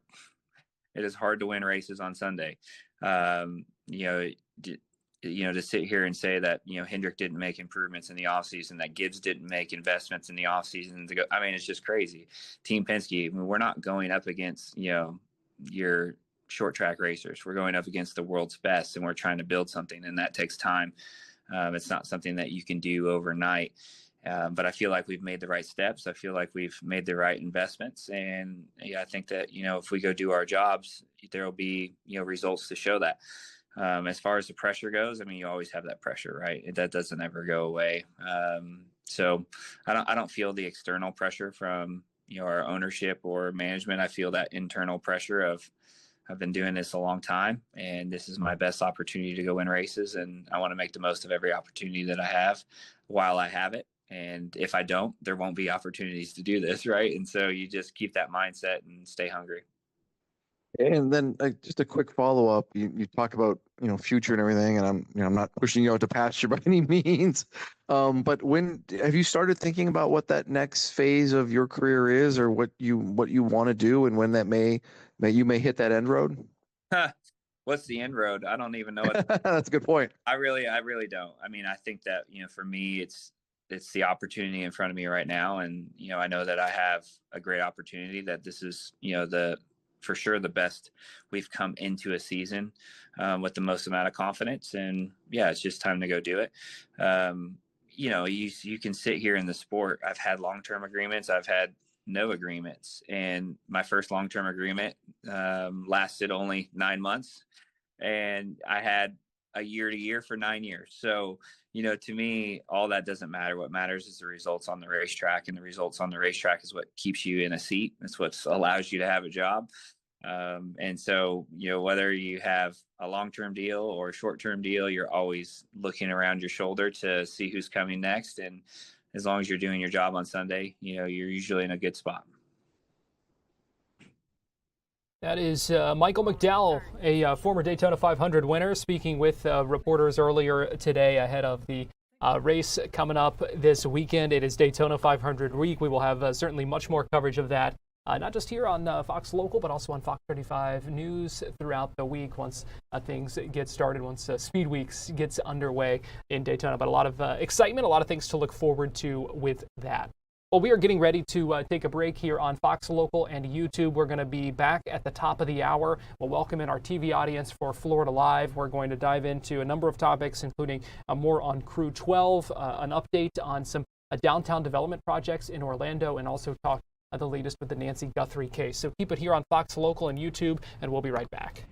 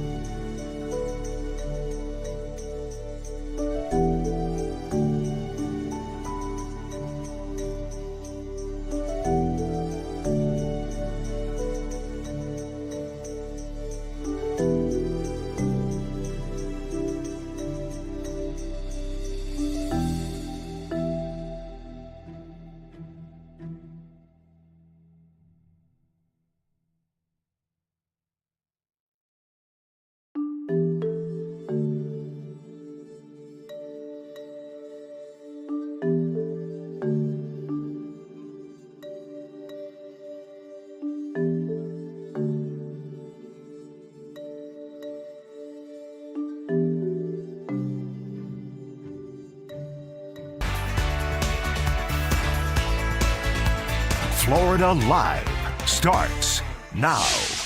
Well, good afternoon to you. Welcome into Florida Live. I'm Garrett Weimer, and thanks for joining us on this Monday afternoon, live on Fox Local, YouTube, and on Fox 35 TV. If you're just joining us, welcome in. I want to let you know some of what we have ahead of us over this next hour here together. In just a moment, we are going to discuss the latest in the Nancy Guthrie investigation. It is day 9 of her disappearance. We are nearing a second and what investigators believe to be a more consequential ransom deadline coming up just a few hours away. We're also learning more about Crew 12, going to be heading up to the ISS a little bit later than expected. NASA officials discussing that at a news conference earlier today. That launch now slated for early Thursday morning. We are also getting an update on a highly anticipated and closely watched project in downtown Orlando, the I-4 Canopy project. We will hear more about that in just a little bit. We are going to begin our show, though, with the latest in the Nancy Guthrie case. As I mentioned, it is day 9 since she was last seen from her home in Tucson, the 84-year-old mother of Savannah Guthrie, a Today Show host. And the second ransom deadline is nearing, just a few hours away now after over the weekend, family members said that they will pay, that their mother is valuable. They need her for peace. And so we are continuing to track this investigation. Still a lot of questions, a lot of things happening over the weekend with this that we have been watching closely. And so we want to bring in Jamie Copenhaver, a former sheriff's detective and investigator, one of our law enforcement experts that joins us often here. And Jamie, always good talking with you. We appreciate you joining us today. Good to be with you. So a lot of things happened over the weekend. I wanted to just kind of get your take on where things stand now. As I mentioned, it is day 9, more than a week now since the disappearance, and obviously just a few hours away from a deadline, 7 o'clock Eastern, believed to be that second ransom deadline, 5 o'clock Mountain Time. So where do things stand in your mind as time continues to pass in this case? I mean, critical mass, if you will, right? Today is the deadline. And, the interesting part, Garrett, over the weekend, the sheriff on Friday announced there would be no more press conferences unless it was something substance. So, was that by design? Was it maybe tipped off by the FBI to, hey, let's stop the press conferences and maybe put some heat back on the abductors or kidnappers? So I thought that was interesting. We're hearing rumors that it's upwards of $6 million that the kidnappers are wanting for that ransom in Bitcoin. We know that Savannah and her family came out in a video and said they were going to pay the ransom. It's unknown if they've already paid it. But I think the burning question in this is Nancy still with us? And are they simply paying the ransom to get her remains back? That's the unfortunate reality that we may have to look at. I want to get your take and talk about some of these things that we did see, because we did see quite a bit of activity over the weekend, an increased police presence again. You mentioned the video on social media. We also have learned that investigators appear to have searched a septic tank in the backyard of Nancy's house and on her property there. And then investigators also on the scene of Annie Guthrie's home over the weekend. So what do you make of this kind of spurt of activity? I also want to mention that we don't have on the graphic there a car and a camera on the rooftop that were found. What do you make of the kind of spurt of activity in this? The sheriff has came out as early as today and reassured people they, according to the sheriff, have no suspects. But I find it very odd they go back to the sister's house, Annie's. We know that they searched that house without a search warrant. So the family, at least, Garrett, is cooperative. They didn't have to petition a search warrant. They give them permission to come in and do that. I'm hearing they had a particular interest in the garage. There were a lot of flashes going off that reporters on the ground saw. So there were a lot of photographs taken of the garage. And as I understand, one of the bedrooms. So I found that interesting. Oddly enough, and let me point this out, I'm hearing a lot of chatter about a Circle K within a 4-mile radius of the house. They've been to that Circle K a number of times to look at video footage from that parking lot and inside of the Circle K. So I find that very interesting. It telegraphs to me they're working leads. We just don't know what the leads are and where it's going to take them. You talk to me about the process in something like this, because as we have seen, the house was initially a crime scene and then it was cleared, and then another day last week they put a crime scene tape up. Since then, investigators we know have been back out at that scene. They towed the vehicle that was in the garage. We know that they have also, as we mentioned, found that a wired camera from a rooftop. That appeared to have been a new development there, and so I'm just curious, what would lead investigators then to kind of go back and do some of these things at that point, as opposed to maybe making some of those discoveries or processing some of those things to begin with. I don't want to point my finger at the sheriff or the agents out there working that, but the sheriff has owned the fact that he says he released that crime scene way too early, and I agree with the sheriff. Subsequently, the FBI has boots on the ground. If you look at the timeline of when that search was stopped by the sheriff's office and when it picked back up, that was when FBI arrived on the scene. So I'm going to suggest to you that FBI got out there and they wanted their own evidence team to go out and look for clues and samples of evidence, right? a lot of conspiracy theories on the internet about the floodlight and the camera on the roof. Maybe it was a clue by the kidnappers, right? Hey, you can look here and find the camera. I don't think that is accurate. I think what it is good police work and good field agents and special agents from the FBI doing a thorough search, Garrett. So they climbed up on the roof. They found those items of interest and took them. Shame on the sheriff for doing that, but it was his call. He's owned it. But the better part of this is they've went back and secured that house and searched it again with the evidence collection team from the FBI. So I think that's a plus in the case moving forward. Obviously, we mentioned that the second deadline that is just a few hours away, about a little less than 5 hours now away. And like you said, we don't necessarily know kind of where things stand. We know the family members have said they are willing to pay.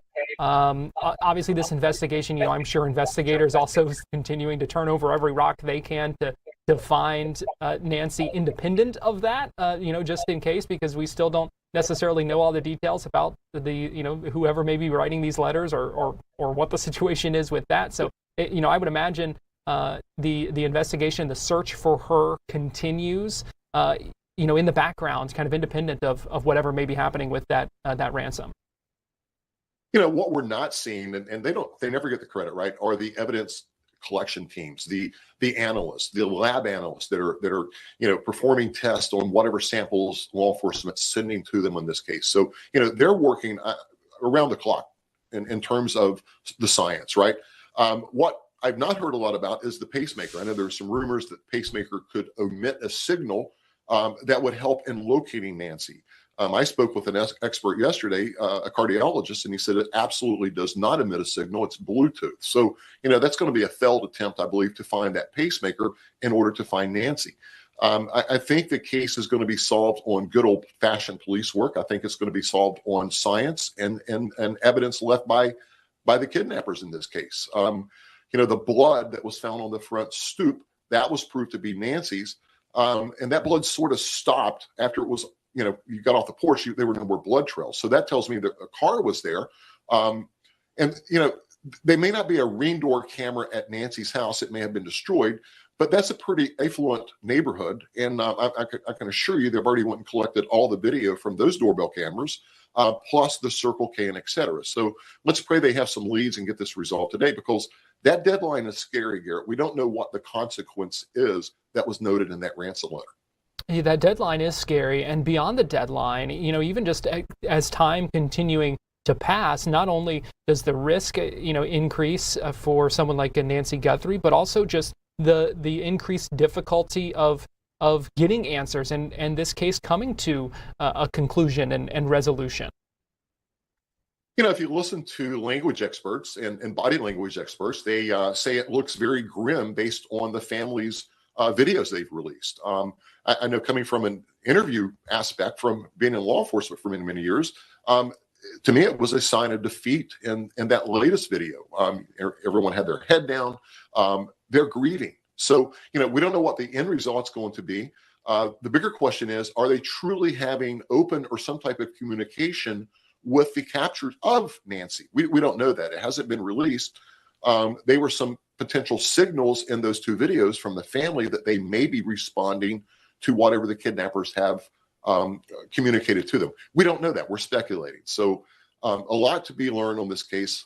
Let's hope they get it resolved, and let's pray that Nancy gets home safe and stays with us. That's the big thing. Yeah, Jamie, how does that process work? If these, if they are looking to pay these, suspected kidnappers, how does that play out as we get closer to that deadline? We all watch the movies of a kidnapping, right? It's we'll meet you at First and Elm, bring the bag of money, set it in the trash can. That's not the case here. We're dealing in cryptocurrency and technology. I am nowhere near a crypto expert or a blockchain expert, but I spoke to one yesterday, Garrett, and he says that Bitcoin is traceable, but it's hard. It's sometimes difficult depending on how it's set up in the blockchain.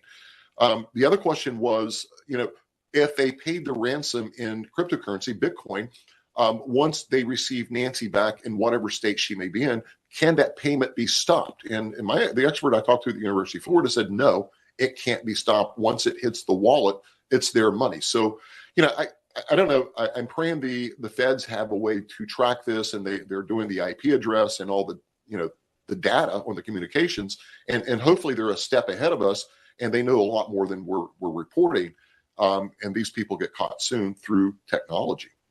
Yeah. Last thing here, Jamie, before I let you go, we mentioned that we haven't had new details from the Pima County Sheriff's Department in several days now. We said they won't really hold a news conference or give updates until they have something substantive. What are you going to be watching for? And could like you said, kind of the next steps as this deadline nears, maybe making some sort of payment, help investigators potentially kind of track down who might be responsible? I was thinking about that very question. What would I do as an investigator? I would almost want to make some type of small payment, right? A test payment. Maybe get a proof of life. And here's another thing too. I don't like using the proof of life thing at this point in the investigation. Garrett, it's a chance of life. Is there a chance our mother is alive? And I would almost hope they would send some type of test payment with that Bitcoin to maybe have time to track to see if they can trace that transaction, right?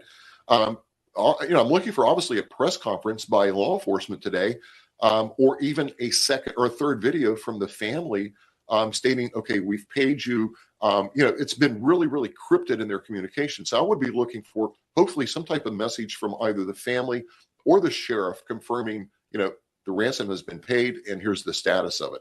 I don't know if we're going to get that, but I certainly would be looking for that.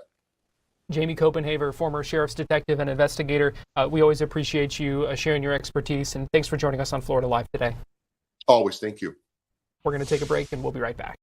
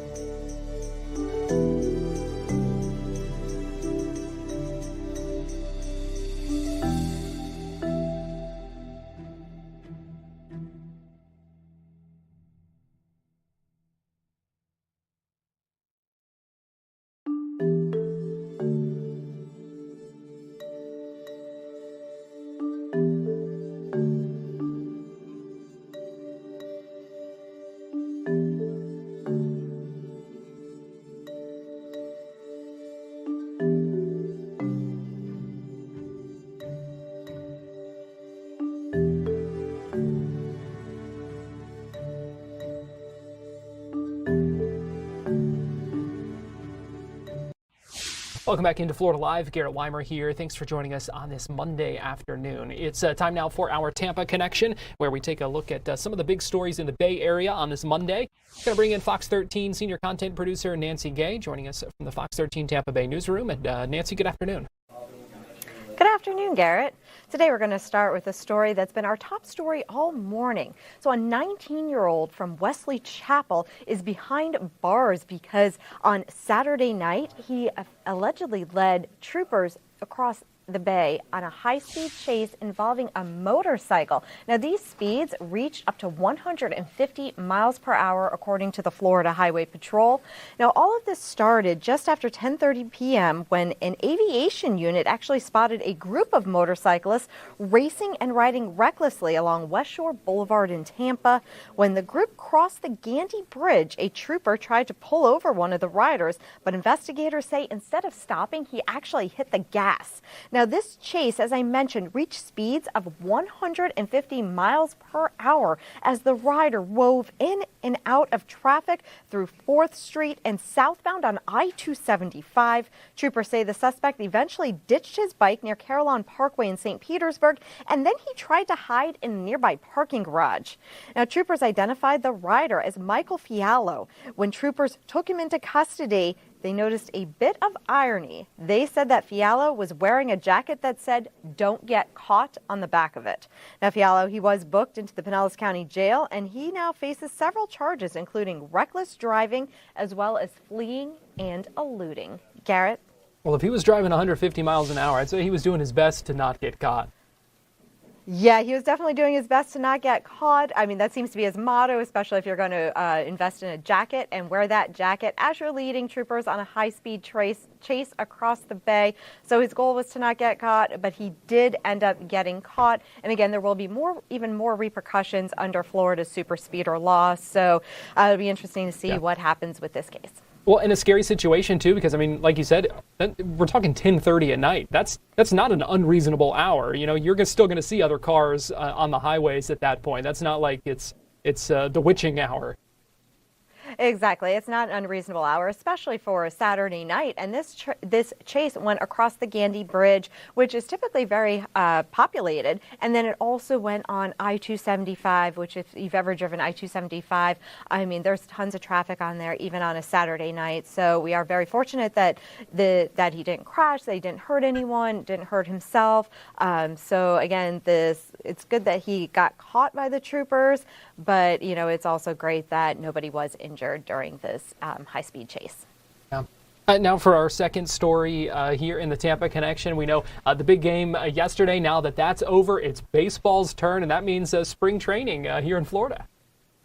Yes, spring training is almost back here in Florida, and right now there are 3 trailers parked outside of Baycare Ballpark. Those trailers are packed with everything from thousands of baseballs to the fan favorite hot dog launcher.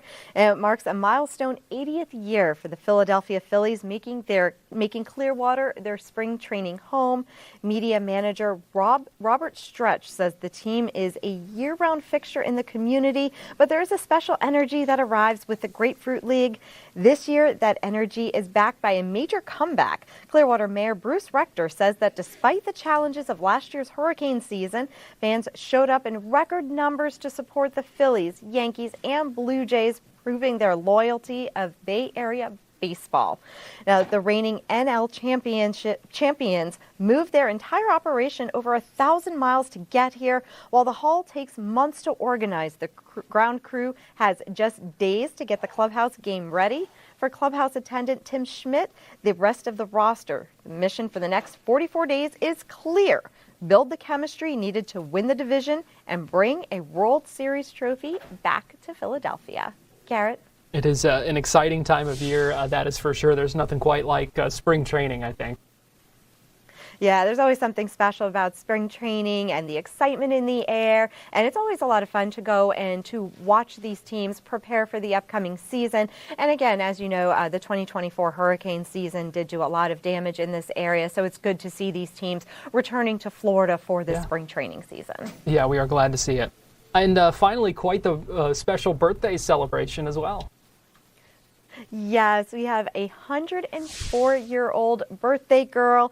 Now, Mary Jane Miller, she knows how to command a crowd, and she celebrated this milestone birthday at Show Folks of Sarasota Club on Saturday. She was surrounded by popcorn cake and a lifetime of memories.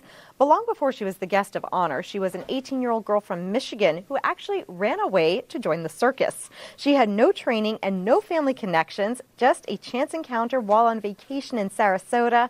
After meeting a girl whose parents were clowns, Mary Jane saw a group of showgirls too afraid to climb a high wire ladder. She looked at them and said, "I can do that." From there, the rest was history. After convincing her mother to let her go, she hit the road. She learned the trade in real time, performing on the trapeze, riding elephants, and even performing a teeth hang. Now, during her years under the big top, she says she saw it all, including the tragedy of the 1944 Hartford Circus fire. She also watched 5 generations of the legendary Flying Walendas grow up and take to the sky. Ricky Walenda still points her out in old family photos perched on the end of a Roman ladder. Now, Mary Jane eventually retired in her 30s to raise her son, who she calls the best thing in the world. Now, while she says the new circus isn't quite the same without the animals, she remembers her spirit remains unchanged. She admits her little body is wearing out, but she says her mind is sharp and her heart is full. So as she enters her 105th year, Mary Jane's advice for a long life is simple. Take care of yourself, trust in God, and above all, stay positive. She says your thoughts control your energy, and based on the party held on Saturday night, her energy isn't slowing down anytime soon. Garrett? Oh, well, what a story and what a life she has lived. There's no doubt about that. Yeah, she's definitely led an exciting life. I mean, just to reach 104 years old and to hear all those stories about her in the circus and her time with the Flying Walendas, I mean, it's just an amazing milestone birthday. Well, Fox 13 senior content producer Nancy Gay, we appreciate you joining us here on Florida Live. Thank you. Time now for our Florida Live forecast. Going to bring in Fox 35 Storm Team meteorologist TJ Springer joining me now. And TJ, this is about as good as it could get on a Monday in February. I know. I feel like this is what you could classify as like the perfect day, Garrett. Sunny and 75, just about. It is. It is beautiful. There is no doubt about that. And hoping for more of that this week. It's looking that way. Yeah, I feel like we're finally thawing out after so many days that have been cold and below normal. Yeah, but check out that view at Port Canaveral right now. It's beautiful. Yeah, I feel like if anyone's around the water, it's still probably a touch cool, but if you can get out and enjoy it, soak in some of that vitamin D, a great way to spend the Monday. Maybe you can get out of work a little early and go soak in some of the sunshine. It's a really pleasant day. Temperatures around 5 to 10 degrees warmer for some of us compared to wherever we were this time on our Sunday. Hopefully you had a great weekend. Maybe you got out and watched the game somewhere. A lot of fun, and it was a quiet Sunday, which was nice. Good to be outdoors. 75 in Bushnell, 72 in Orlando, 73 in Bithlo. Temperatures closer to where they should be for this time of the year. Still a little cool tonight, especially north and west of town, upper 30s, so still probably a jacket out at the bus stop. But I would say the next couple days, Garrett, looking up closer to 80 tomorrow, and we just keep the warming trend going. We're saying goodbye to the chill, and you can see all that red on the map, the warmth expanding east, and it looks like that'll be the trend as we head through midweek onward, really. Good. We are ready. We are ready for those warmer temperatures. We're ready for spring, ready to say goodbye to winter. We were talking with Nancy about spring training. I mean, like, let's go, you know? I mean, I feel like we haven't had a forecast like this in a minute. Having temperatures up around 80. We're going from below normal to back above and staying above, it looks like, as we head into the 500 weekend, which is good, too. Right. and so that, I think, is the question, is how is that weather looking for a 500 weekend? So there is a system that we are watching, and it looks like that's what we're going to be kind of trying to fine-tune over the next couple of days. It looks like it'll be to our west as we head through kind of the first of two. There is one that we're watching midweek, and this one looks like it could bring us a couple showers. Chance is pretty slim. I just bumped them up to around 10% on Wednesday. A little bit upstairs energy, a weak boundary trying to drop in. Doesn't look like it'll bring us any sort of really meaningful rain. But behind that, there's another system lurking, and it looks like that one could bring us some chances for rain as we head into Daytona 500 weekend. So I know chances higher. Sadly, it's not probably what we want to see. Hopefully, the way the timing looks now, maybe we can, see the worst of the rain get through after the race, but that's the question because we know what happened last year. We had the rain, we had the delays, so we can only hope that maybe we can get the race going, and if we do end up getting a delay, at least we'll have some of the race in. But it looks like it's a more potent system, so the timing will be key for sure, which no one wants to see. No, We've had a lot of wet weekends on the 500 of late, recent history. Yes, we have, and it's the worst day that you have those higher higher rain chances to have it on that Sunday. So we'll be keeping a close eye on your forecast as we get a little bit closer, get a better idea of what that timing is going to be like. For sure. I know it was kind of like Friday, Saturday, Sunday. When will that front kind of get here? But hopefully, ideally, we could see the race get going, and then maybe the rain, the worst of it, get in after the race finishes into early the following week. So we'll be trying to fine tune those details for sure. All right, Fox 35 Storm Team meteorologist TJ Springer, we appreciate you joining us. Thanks, Garrett. We're going to take a break, and we'll be right back.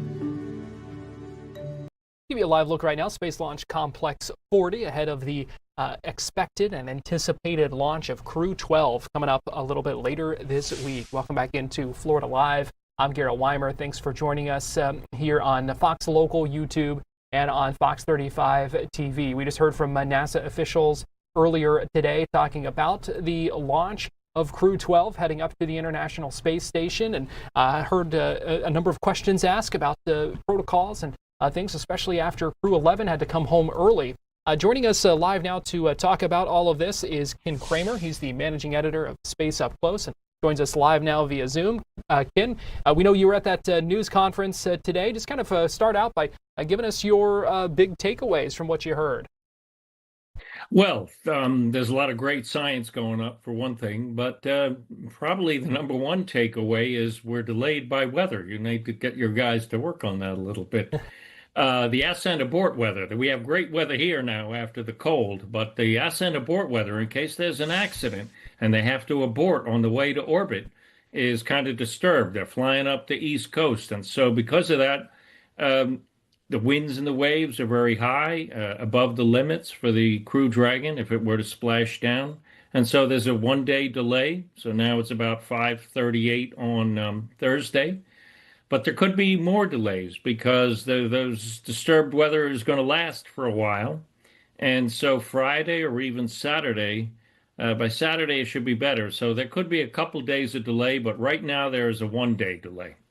And why is that weather along that path so important, Ken? It's critical, as I said, in case the rocket has to abort on the way to orbit. You know, and SpaceX did have an issue with their upper stage a week or so ago. Then the capsule will separate from the rocket. And what happens then is they splash down in the ocean, which would be the Atlantic Ocean. And so, as we all know, there's a lot of disturbed weather on the East Coast, a lot of waves and a lot of winds. And the capsule can only take so much of that, and then it becomes unsafe. And so they won't launch the rocket if it isn't safe to land the rocket, to splash it down in the ocean. And that's always the case. That's not just new for this mission. It's also the case for Artemis 2 whenever they launch. We have to consider not just the launch weather, but the launch abort weather. And it was the same for the shuttle at the overseas landing strips in Spain and Morocco. So just because we have great weather here doesn't mean we can launch. And so they're going to review that launch weather tonight and make another call at a briefing tomorrow morning, and then we'll hear more. And I will say, don't be surprised if you see another delay. All right, we will be watching for that. We know Crew 12 is going up after Crew 11 had to come home early because of a medical issue with one of the members of that crew on board the ISS. And I know you asked some questions about the kind of medical protocols, the health protocols for Crew Right. 12 and how things like that are handled. Walk us through what you asked and what you heard from NASA officials today. Yeah, they learned a lot. They had to bring that astronaut home. We don't know who it is. And so what I'm wondering is, what are the lessons learned, basically? Are there any new medications they would bring aboard? Any new instruments, medical diagnostic instruments they would bring on board? And, they're constantly evaluating it. I did ask them if they had anything specific, and they didn't have anything at this time, but it's absolutely critical that more equipment be brought on and tested when we go to the moon, and especially when we go to Mars, which is a 3-year round trip. And so they're evaluating that, and I can say that there is one new instrument going up, an experimental ultrasound instrument that you will check your blood clots in the veins, for example. There's a separate science study on that. And this mobile ultrasound device that's going up with the European Space Agency. This is brand new that'll allow them to work, the astronauts, without guidance from teams on the ground. So I think that's going to be real important, because we do know for a fact that one of the astronauts a couple of years ago had a blood clot in their jugular, and this is all reported in scientific journals, so I'm not disclosing anything. And so they're going to be doing some extensive experiments on that. I'm curious to know if they would have any medications or other equipment that would help them better evaluate that. So we'll see how that all turns out, but they're following up, and that's really good. There's new exercise equipment that's also on board, so that'll be very helpful. And another thing that I asked about was, they don't have really much in the way of IV bags. So there's a really important, exciting experiment to me as a scientist and a human, where they're gonna try and make medical IV bags on the station. They'll run them through filters, and this water, by the way, comes from the UPA, the urine processor analyzer. That's the water they drink. So they will run that particular water through extra filters and see if it's medically suitable. They'll make a bag that will take a couple days or maybe a couple hours to collect, bring it back to Earth, see how it works out, and then they'll follow up with that on an experiment. So I'm real excited about that experiment. I got some answers about that today. So I think it's beneficial for Earth too, not just on space, but if we can do in remote areas, these IV bags will be really helpful. Well, it's fascinating science to hear you talk about it, but also it's one thing to have that for a trip to the ISS or on the ISS. When you're talking about some of these future missions, back to the moon and beyond, especially Mars, I mean, these are things that would become even more important when you're talking about those much longer journeys. Exactly. And that's what the ISS is for, to test out that research, test out that equipment. We got to perfect it here. We can't, experiment on the way to Mars, which is a three-year round trip. So you got to have it in place now. We've been doing experiments like that. NASA has been, and the partners, for the duration of this ISS. It's picking up now. There's only 5 years left, and so there's a short period of time to find that out. We want to have a base on the moon, and there's different gravities, 1/6 on the moon, 1/3 on Mars, and there's radiation, which we haven't even talked about yet. They got to account for. Another question, do you want to have a doctor on all these missions? So that's what the ISS is there for, proving ground for Moon and Mars. And that's why we need to continue this research and expand it as much as possible, and eventually even to commercial space stations. So that's where we're headed right now. Ken Kramer, managing editor of Space Up Close. We always enjoy talking with you. Appreciate you joining us today here on Florida Live. All right. Thank you. We're going to take a break, and we'll be right back.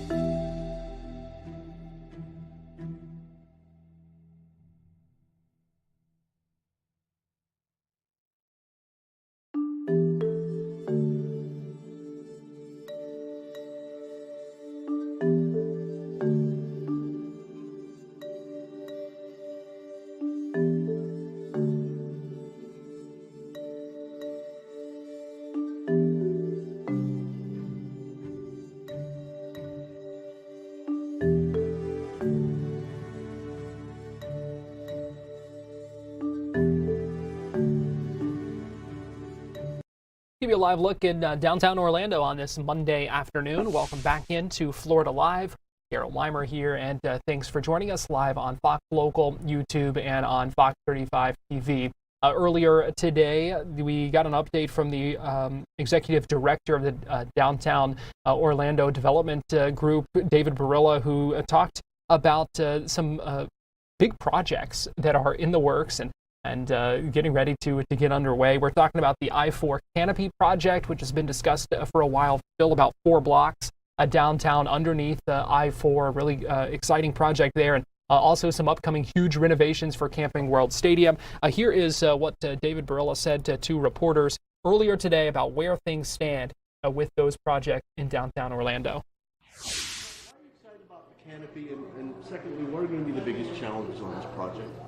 Yeah, so I'm really excited about the canopy. The canopy really envisions us having an amazing connective environment from our east side of downtown, like our CBD, and our west side as the Paramore community, but in a way that really hasn't been done before. We're integrating both digital projection, which will allow it to be a different space every day, but then enhancing both our event space to allow the community areas to gather, but then bicycle and pedestrian walkways that literally rival the size of the High Line on both the east and west sides of the project, while bringing back some of that parking that we heard loud and clear that the community wanted to come and access downtown. So what I feel is we're checking off all of those boxes and being able to introduce that area back to downtown in a way that it can really be a part of our future growth and our future trajectory.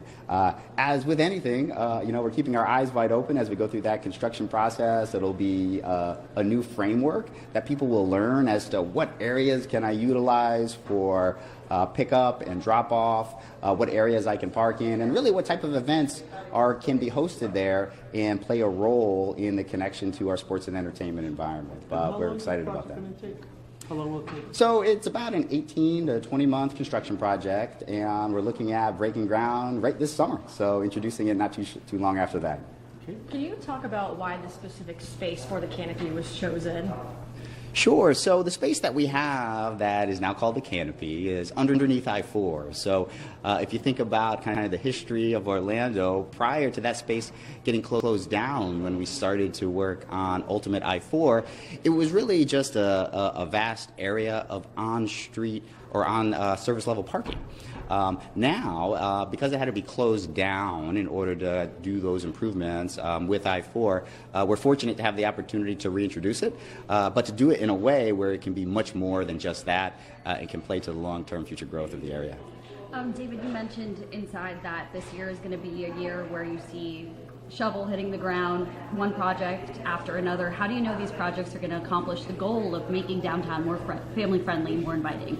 So we made sure that we looked at having projects that would bring downtown together as a whole, each one having an individual goal and process so that it can basically fill an individual need for downtown. So the canopy being one of integrating both digital arts and the excitement that we have moving on with our tech sectors, but also in the other projects that we have moving forward are looking at ways to enhance our transportation network, looking at plans to enhance our pedestrian network, and our other parks surrounding the area. So we wanted to make sure that we took a very methodical and focused approach so that each individual one could not only have an impact on downtown in and of itself, but could be connected in a way that they become part of the fabric of downtown and just really create one of the best urban centers in all of the country. David, getting back to the canopy for a second, the price tag is $30 million for the canopy? Yes. Okay. How confident are we that we hold the line on that $30 million, especially in an age where we're getting state audits on spending all the time? So the contract that's being considered today is what's known for the canopy is what's known as a guaranteed maximum price contract. It's a GMP. So that kind of sets the overall cap, what the contractor has access to deliver the park in the way that we ultimately need it to and have designed it to be. As with any construction project, if there's things that come across or that we unfold along the way, we'll consider those, but we made sure that with our contract it is a guaranteed maximum price. One last question. Tomorrow you're breaking ground on the Magnolia Street project. There'll be some considerable changes there. What's your vision for that? What do you hope to accomplish when it's done and being used, completed? Yeah, so tomorrow we start work on Magnolia, which is immensely exciting. It's the really marquee project that will start the work of our DTO action plan. What we see happening initially is really being able to introduce two-way traffic back into downtown on our north and west corridor components, which may sound like a small change, but it's immense at increasing the access that people have to downtown. But also from Magnolia's perspective, it unlocks the opportunity for us to start work on Orange Avenue and Roslyn Avenue, our main north-south corridors, so we can really not only start to reconstruct those components, but also start to reintroduce them in a way that, they were really originally designed to be as those two-way corridors, but also adding the component of focusing on walkability and pedestrians. So downtown not only becomes a great place to come to, it became a great place to dwell as you start to spend more time here. So for Magnolia, when that project's done, what will people be able to actually do on Magnolia, and what will it look like? What is it you're incorporating into that? Yeah, so Magnolia, when it's fully complete, will be one of our marquee festival streets. So these are the streets literally by their design that your eyes will just tell you, oh, this is where I should be walking. So a festival street concept is curbless. It blurs that line a little bit between where the vehicular spaces and the pedestrian spaces. So if you are in a vehicle, what your senses will tell you is that, hey, I need to slow down.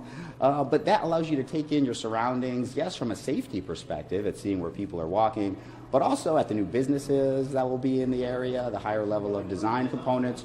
We're also integrating ways for people to spend more time there. So there's anchor parks effectively on the north right now with Kevin Tiespi Park, which we're going to regain a large component of area, which we'll get to add potentially a dog park into, so give the community an opportunity to come together there.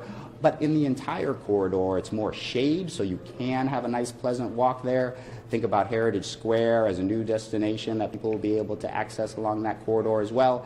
But not just stopping at what they'll do while they're there, give them opportunities to get there in and of itself with more on-street parking as well. I imagine there were some conversations with the business community kind of in crafting this plan. What was the pitch to the businesses about how this is going to be better for them? Sure. So one of the many things that we hear, especially on the Magnolia corridor, is the lack of activity that the businesses see in that corridor, many of which, though limo created a tremendous amount of large-scale access from a transportation perspective, it really hindered the activity that we saw in Magnolia, both from a foot traffic perspective, but also from a vehicular traffic perspective. You could probably go out to Magnolia now and not see a lot of vehicles that will travel down that way because it can be a little bit confusing. There's a lot of space, but you're not necessarily sure where you can be or where you can't be or where's dedicated for a bus. So by unlocking that and reintroducing, we heard a lot from the businesses that yes, it's construction, which everybody is a little hesitant on change, but really excited that they'll have so much more access, not only for themselves, but also for customers and get a lot more visibility for their businesses. I just have a question about the bond part of this that's going to come up later. I'm confused about that. Can you just provide some clarity? What's on the agenda with that item, and what do we want to see, or what is the city advocating for here with that?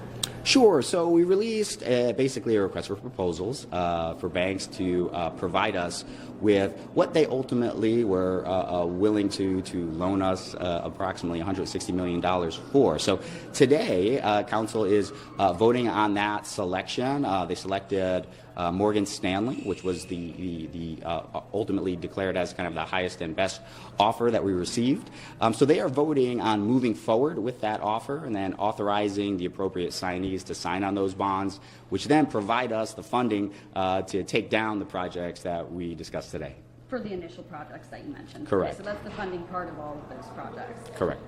Just last question, for residents in the city of Orlando who sometimes say, hey, downtown needs some work, how can you make the case that these are worthwhile investments for the city?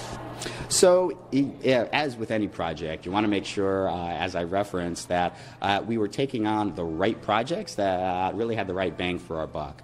We spent a lot of time working with some of the most world-renowned firms at studying downtown Orlando and seeing where that opportunity lied for us, but also how similar types of improvements were functioning in cities, not only here locally in Florida, but also throughout the country. So all of that work, all of that study went into identifying where we wanted to make those investments. But even before that, it was all based on what we heard from them. You heard me reference our Project DTO initiative, where we had over 6,000 members of the community participate at what they wanted from their downtown. We used all of that combined with very high-level research to kind of set the course for us to start putting shovel after shovel in the ground and transforming the downtown that we have to the next generation of the downtown of the future. What cities are part of that you look to? I know you said New York City with the micro park spaces, but yeah, so it's vast and wide, but it was New York City with small park components. It was Atlanta that we looked at. We also looked at Chicago and a vast number and amount to really glean what those best practices were, but not only just what worked for them, is how we can kind of cherry pick in a way to figure out what's the right fit for downtown Orlando. Some of those projects getting underway, including the groundbreaking of the Magnolia Ave project coming very soon. We're going to take a break here on Florida Live, and we'll be right back.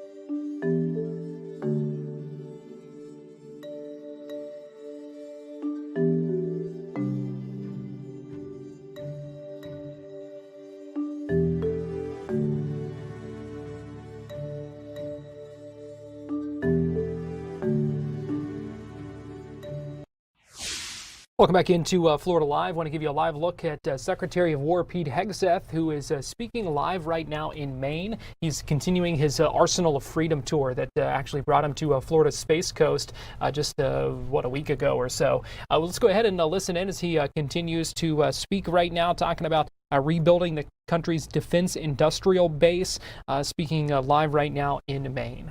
A number of other drugs.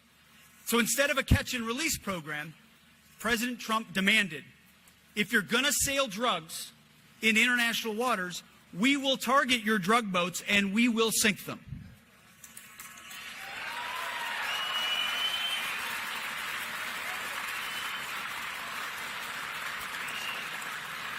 We sunk another one a couple days ago, but it had been a while.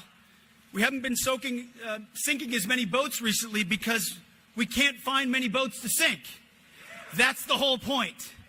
They're not running drugs as much as they were before in international water because of that threat. And then, as I mentioned, on January 3rd, the whole world saw what our military is capable at every echelon, from space to subsea.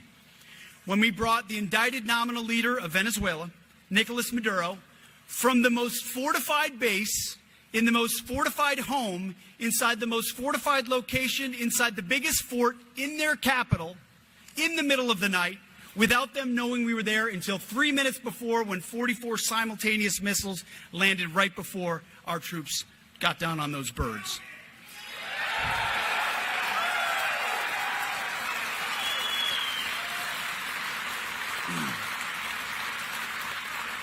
It was the most sophisticated single raid in world history. No other country, what'd you say? Going down in history. By the way, and no other president would have had the guts to make the call to follow through on that.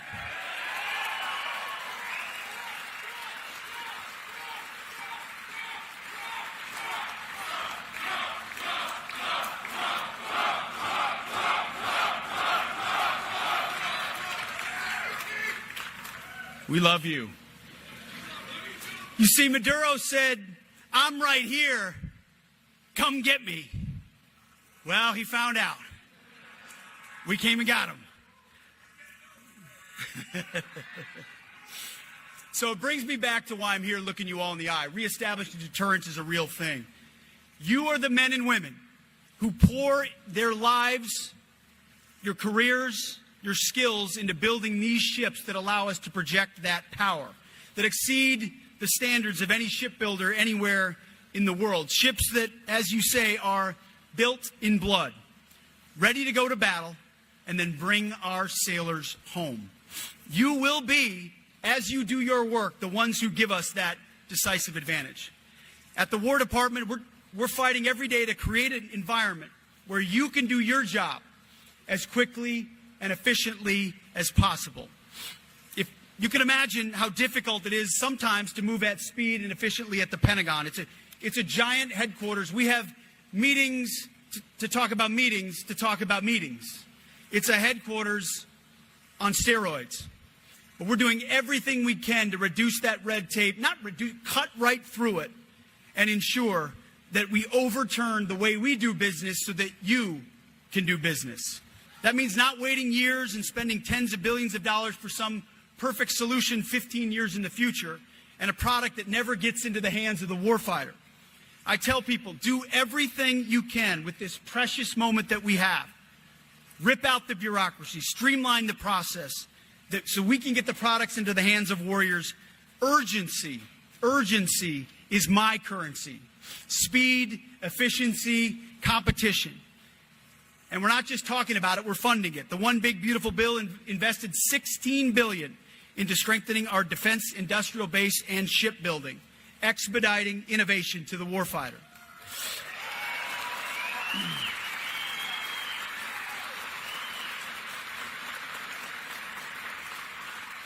I don't know what you know, but I know consistent demand signals are very important in this business. So we're sending clear and sustained demand signals that we want the best of American innovation, and we need it now, ensuring that companies such as General Dynamics and shipyards like yours must compete, will compete.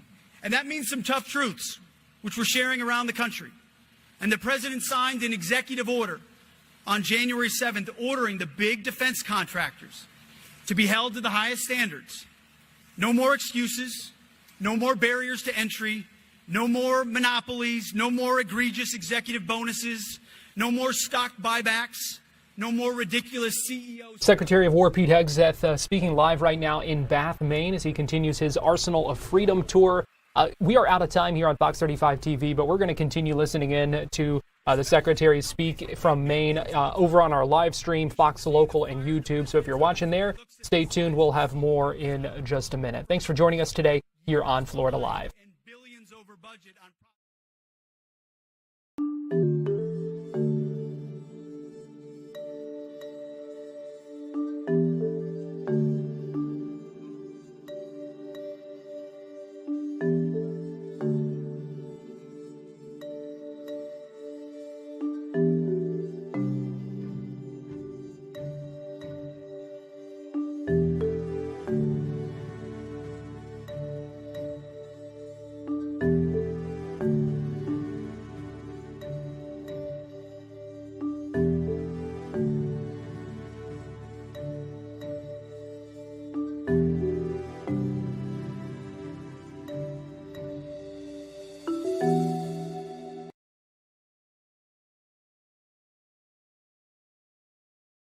Welcome back into Fox 35 News Plus, continuing to listen to Secretary of War Pete Hegseth speaking live at a shipbuilding company in Bath, Maine, as he continues his Arsenal of Freedom tour. Let's go ahead and listen in. Your leadership knows this is not about Wall Street, dividends, and stock buybacks. It's about the warriors and what we can deliver as fast as possible. It's about the people and the investment and the workforce.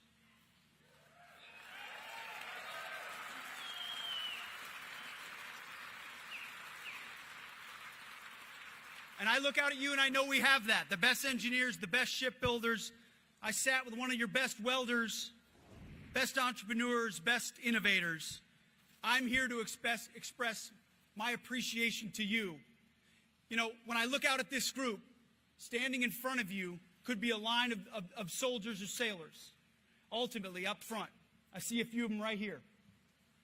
And they get a lot of praise for what they do. I swore in a bunch of young Americans in Rhode Island this morning who raised their right hand to defend God and country and the Constitution.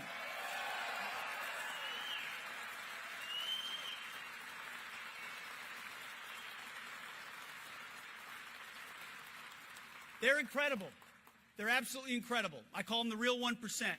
But they can't do their work without all of you standing behind them, shoulder to shoulder, working your ass off every single day in tough, dirty, dangerous situations, ensuring that you get to them what they need when they need it. They literally can't win the next fight without you.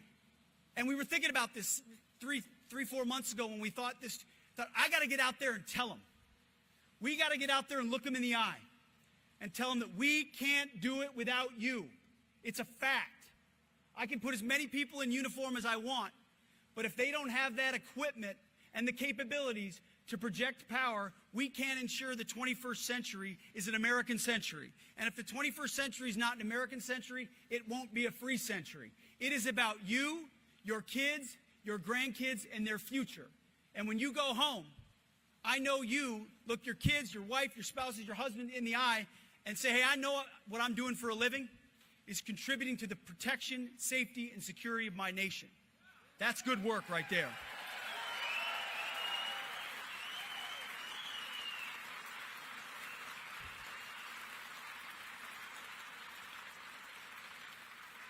So to your leadership, like I say to all leadership, invest in your plants and invest in your people. Go fast, take risks, and always build in America. This moment requires urgency. We need these things yesterday. And we're shoulder to shoulder with you because we can't deter the next conflict without you. You know, last Thanksgiving, so a couple of months ago, my wife and I visited the guided missile destroyer USS Winston Churchill in the U.S. Southern Command. And I told the soldiers there, because the bay was open, said it was one of the most beautiful views of America I'd ever seen. But I also had the most beautiful view of America because I was on board a destroyer that was built right here at Bath Iron Works.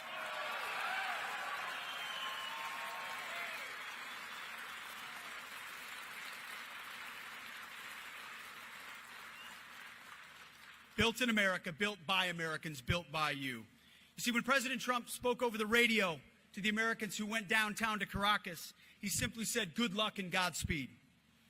I know that you all make your own luck because you're the best at what you do. As was said, Bath built, as they say, is best built.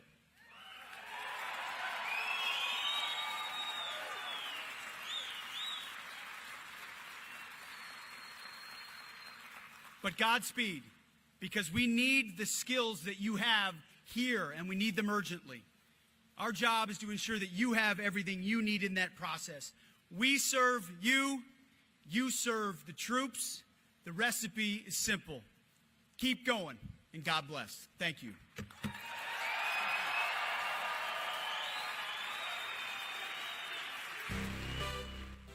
Pete Hegseth speaking in Bath, Maine, as he continues what he calls his Arsenal of Freedom tour. Meanwhile, let me give you a live look right now at this school, Thomas Wooten High School in Montgomery County, Maryland, that is on lockdown this afternoon. Investigators on the scene, police still actively responding this afternoon.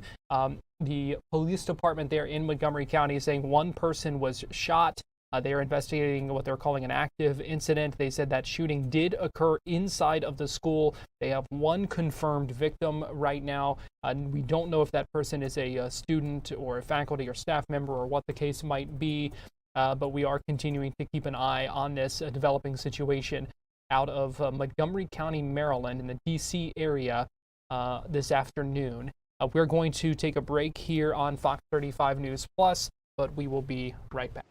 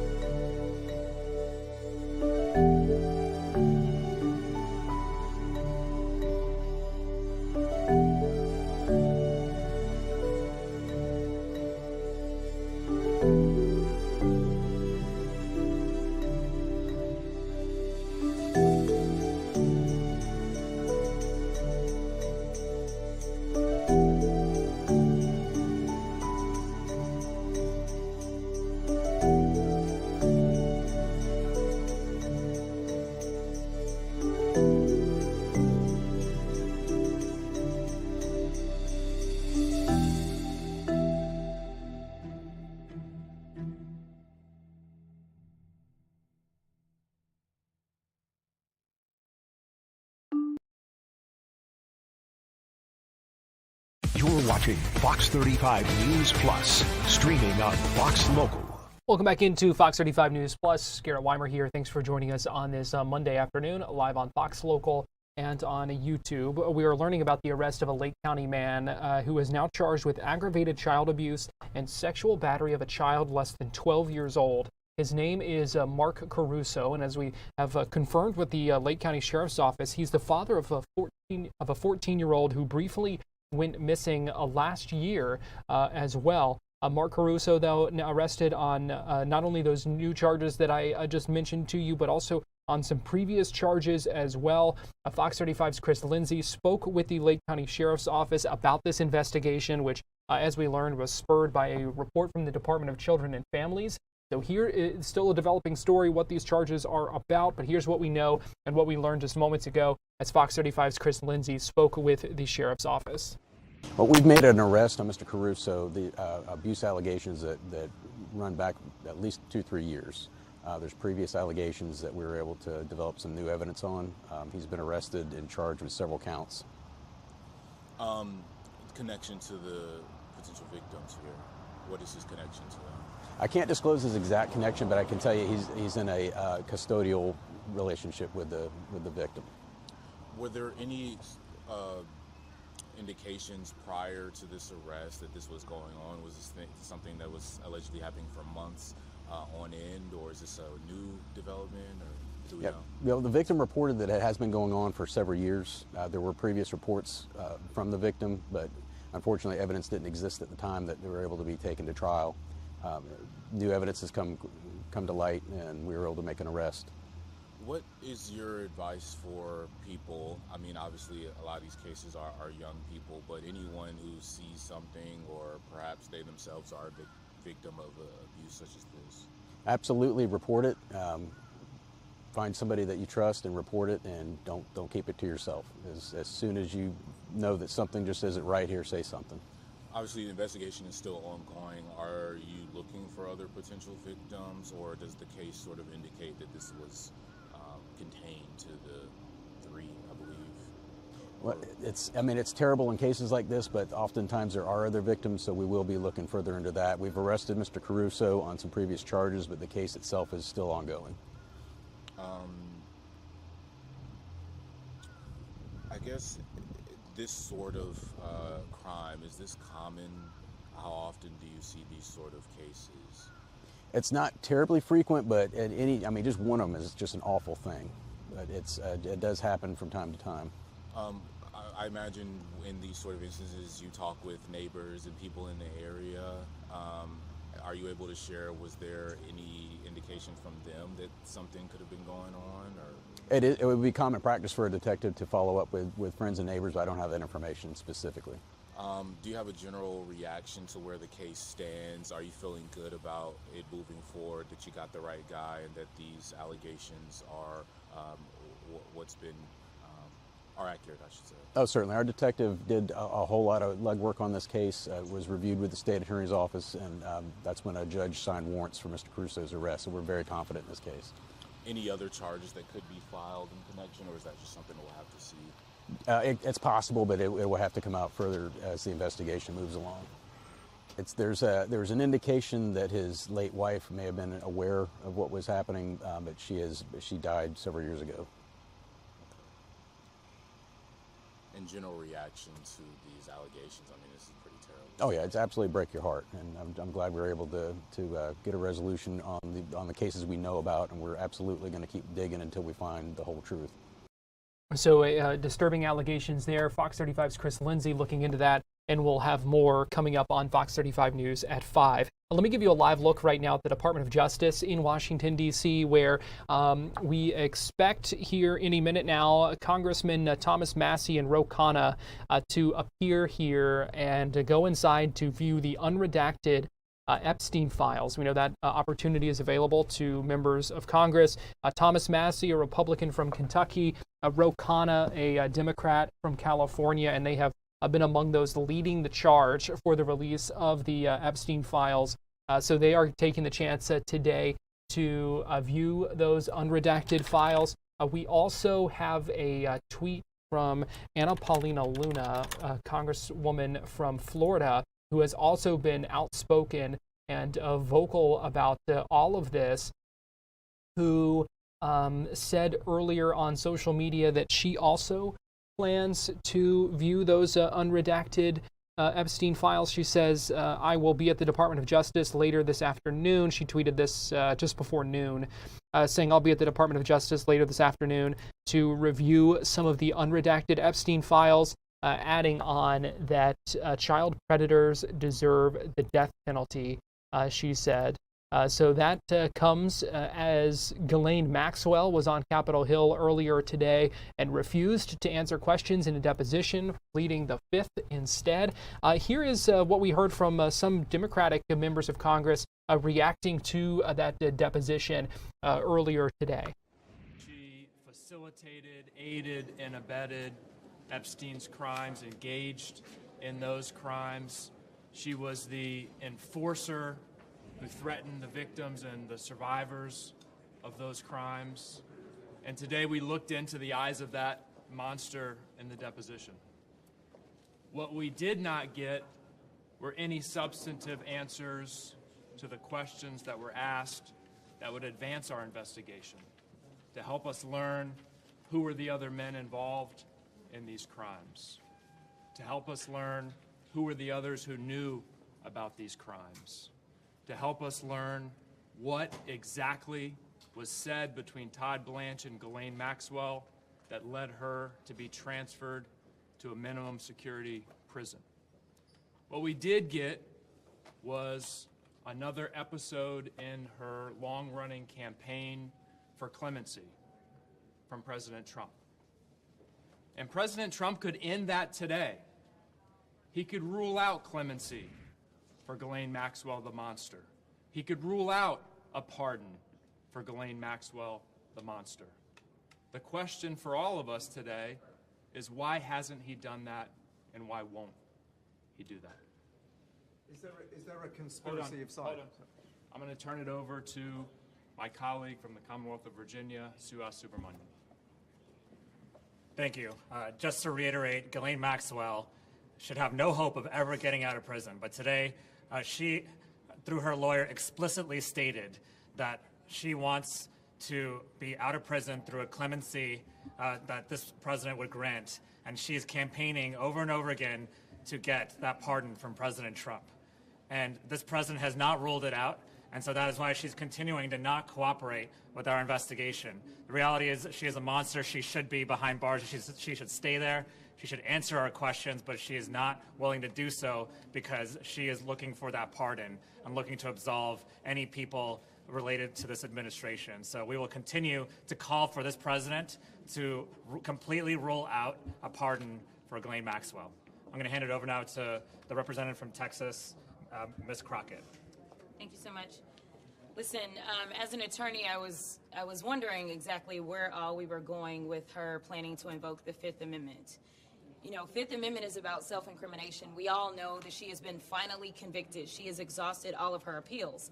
But they've decided to file a writ of habeas corpus. In my opinion, they have filed this writ of habeas corpus just to use it as an excuse to not answer more questions because, again, we know that she's a monster. We know that a jury was able to listen to all of the evidence and find that she should be found guilty. And even Donald Trump's Supreme Court, which that is saying a lot, even his Supreme Court has decided to affirm every single thing that took place on the trial level. So the fact that this woman is continuing to invoke the Fifth Amendment tells us exactly what my colleagues have already stated. She is a monster. She does not care. She has no remorse. She is not seeking to bring about some kind of closure for these women. She doesn't care. And frankly, it seems like this administration overall does not care. All they care about is protecting the powerful and protecting pedophiles. They will do anything to distract from that, including deciding to put up in the middle of Black History Month the most racist thing that we've ever seen come out of a White House. But I am here to tell you that House Democrats, specifically on the Oversight Committee and the Judiciary Committee, as we do have Pam Bondi coming before us here in a minute, we will not be deterred. We will not be distracted. We know who it is that needs to be held accountable, and we will go in and we will make sure that we continue to dig. This will not stop us because his co-conspirator decided that she was going to try to play games with us this morning. I got news for you, Ms. Maxwell. We're not done. We're going to continue to go. And it is my hope that this court resolves this sham of a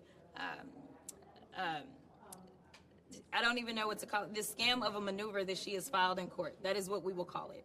We hope that that is resolved quickly and we can bring her on back since we're not physically moving her. She's still in her cushy jail cell down in Texas.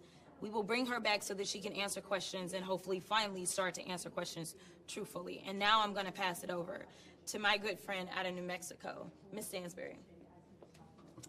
All right, well, good morning, everyone. It is Monday, February 9th. We are just walking out of the deposition with Ghislaine Maxwell after the House Oversight Committee has subpoenaed Ms. Maxwell to speak to the committee in our ongoing bipartisan investigation into the crimes of Jeffrey Epstein and to hold those accountable who have not yet been investigated and convicted of those crimes. As was evidenced this morning, Ghislaine Maxwell did not provide information to the committee and instead invoked her blanket Fifth Amendment rights.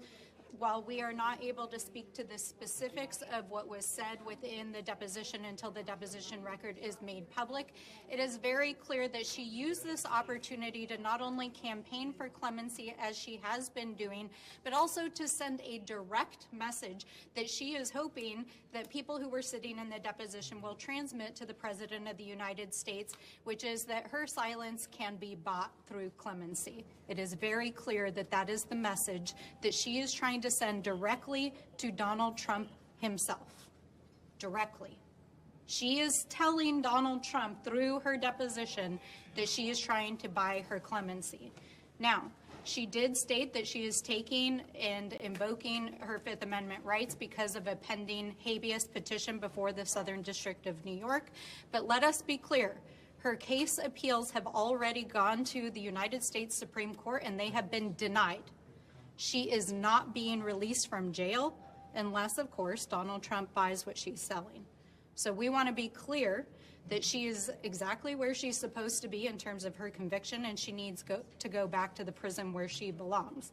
Now, we have a lot of questions for Ms. Maxwell with regards to what actually happened in Epstein's affairs, who was directly involved in the sex trafficking, money laundering, and influence peddling scheme that she and Jeffrey Epstein were involved in, how Donald Trump was involved and whether or not he committed any crimes himself, as did his many associates who are named in the Department of Justice files. Let us be clear that Donald Trump is not only named thousands of times in the latest release from the Department of Justice, he is named over 38,000 times in the files that were released 2 weeks ago alone.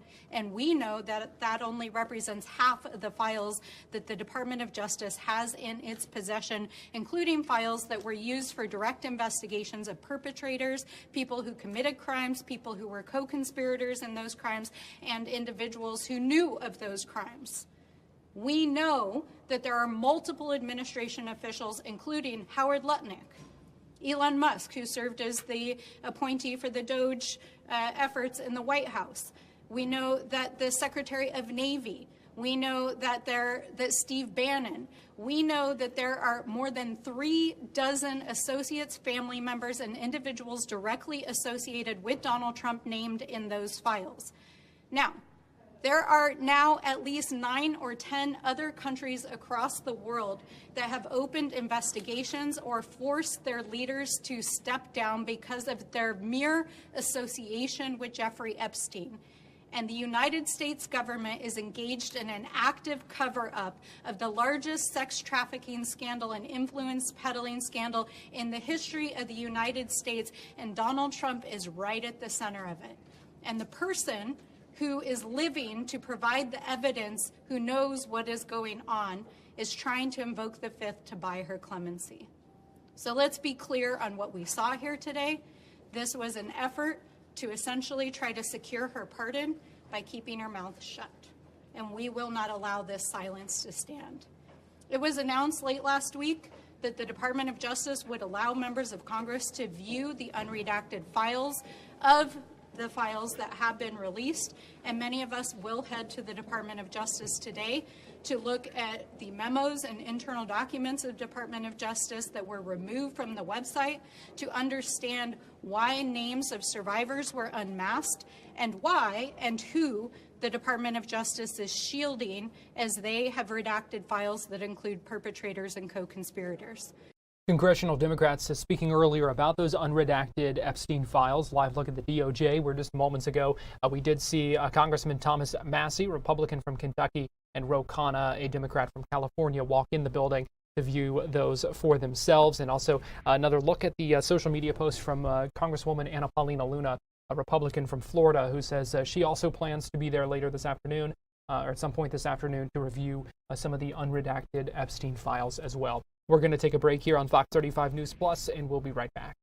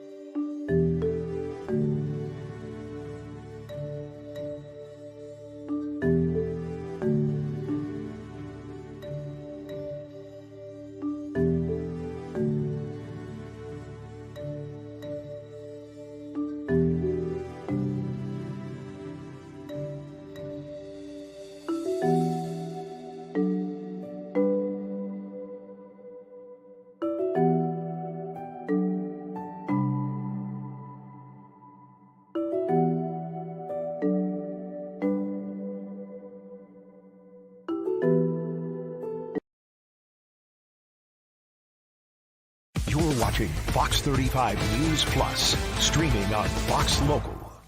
Live look right now at Kia Center, home of the Orlando Magic. They are taking on the Milwaukee Bucks tonight, 7:30 at Kia Center.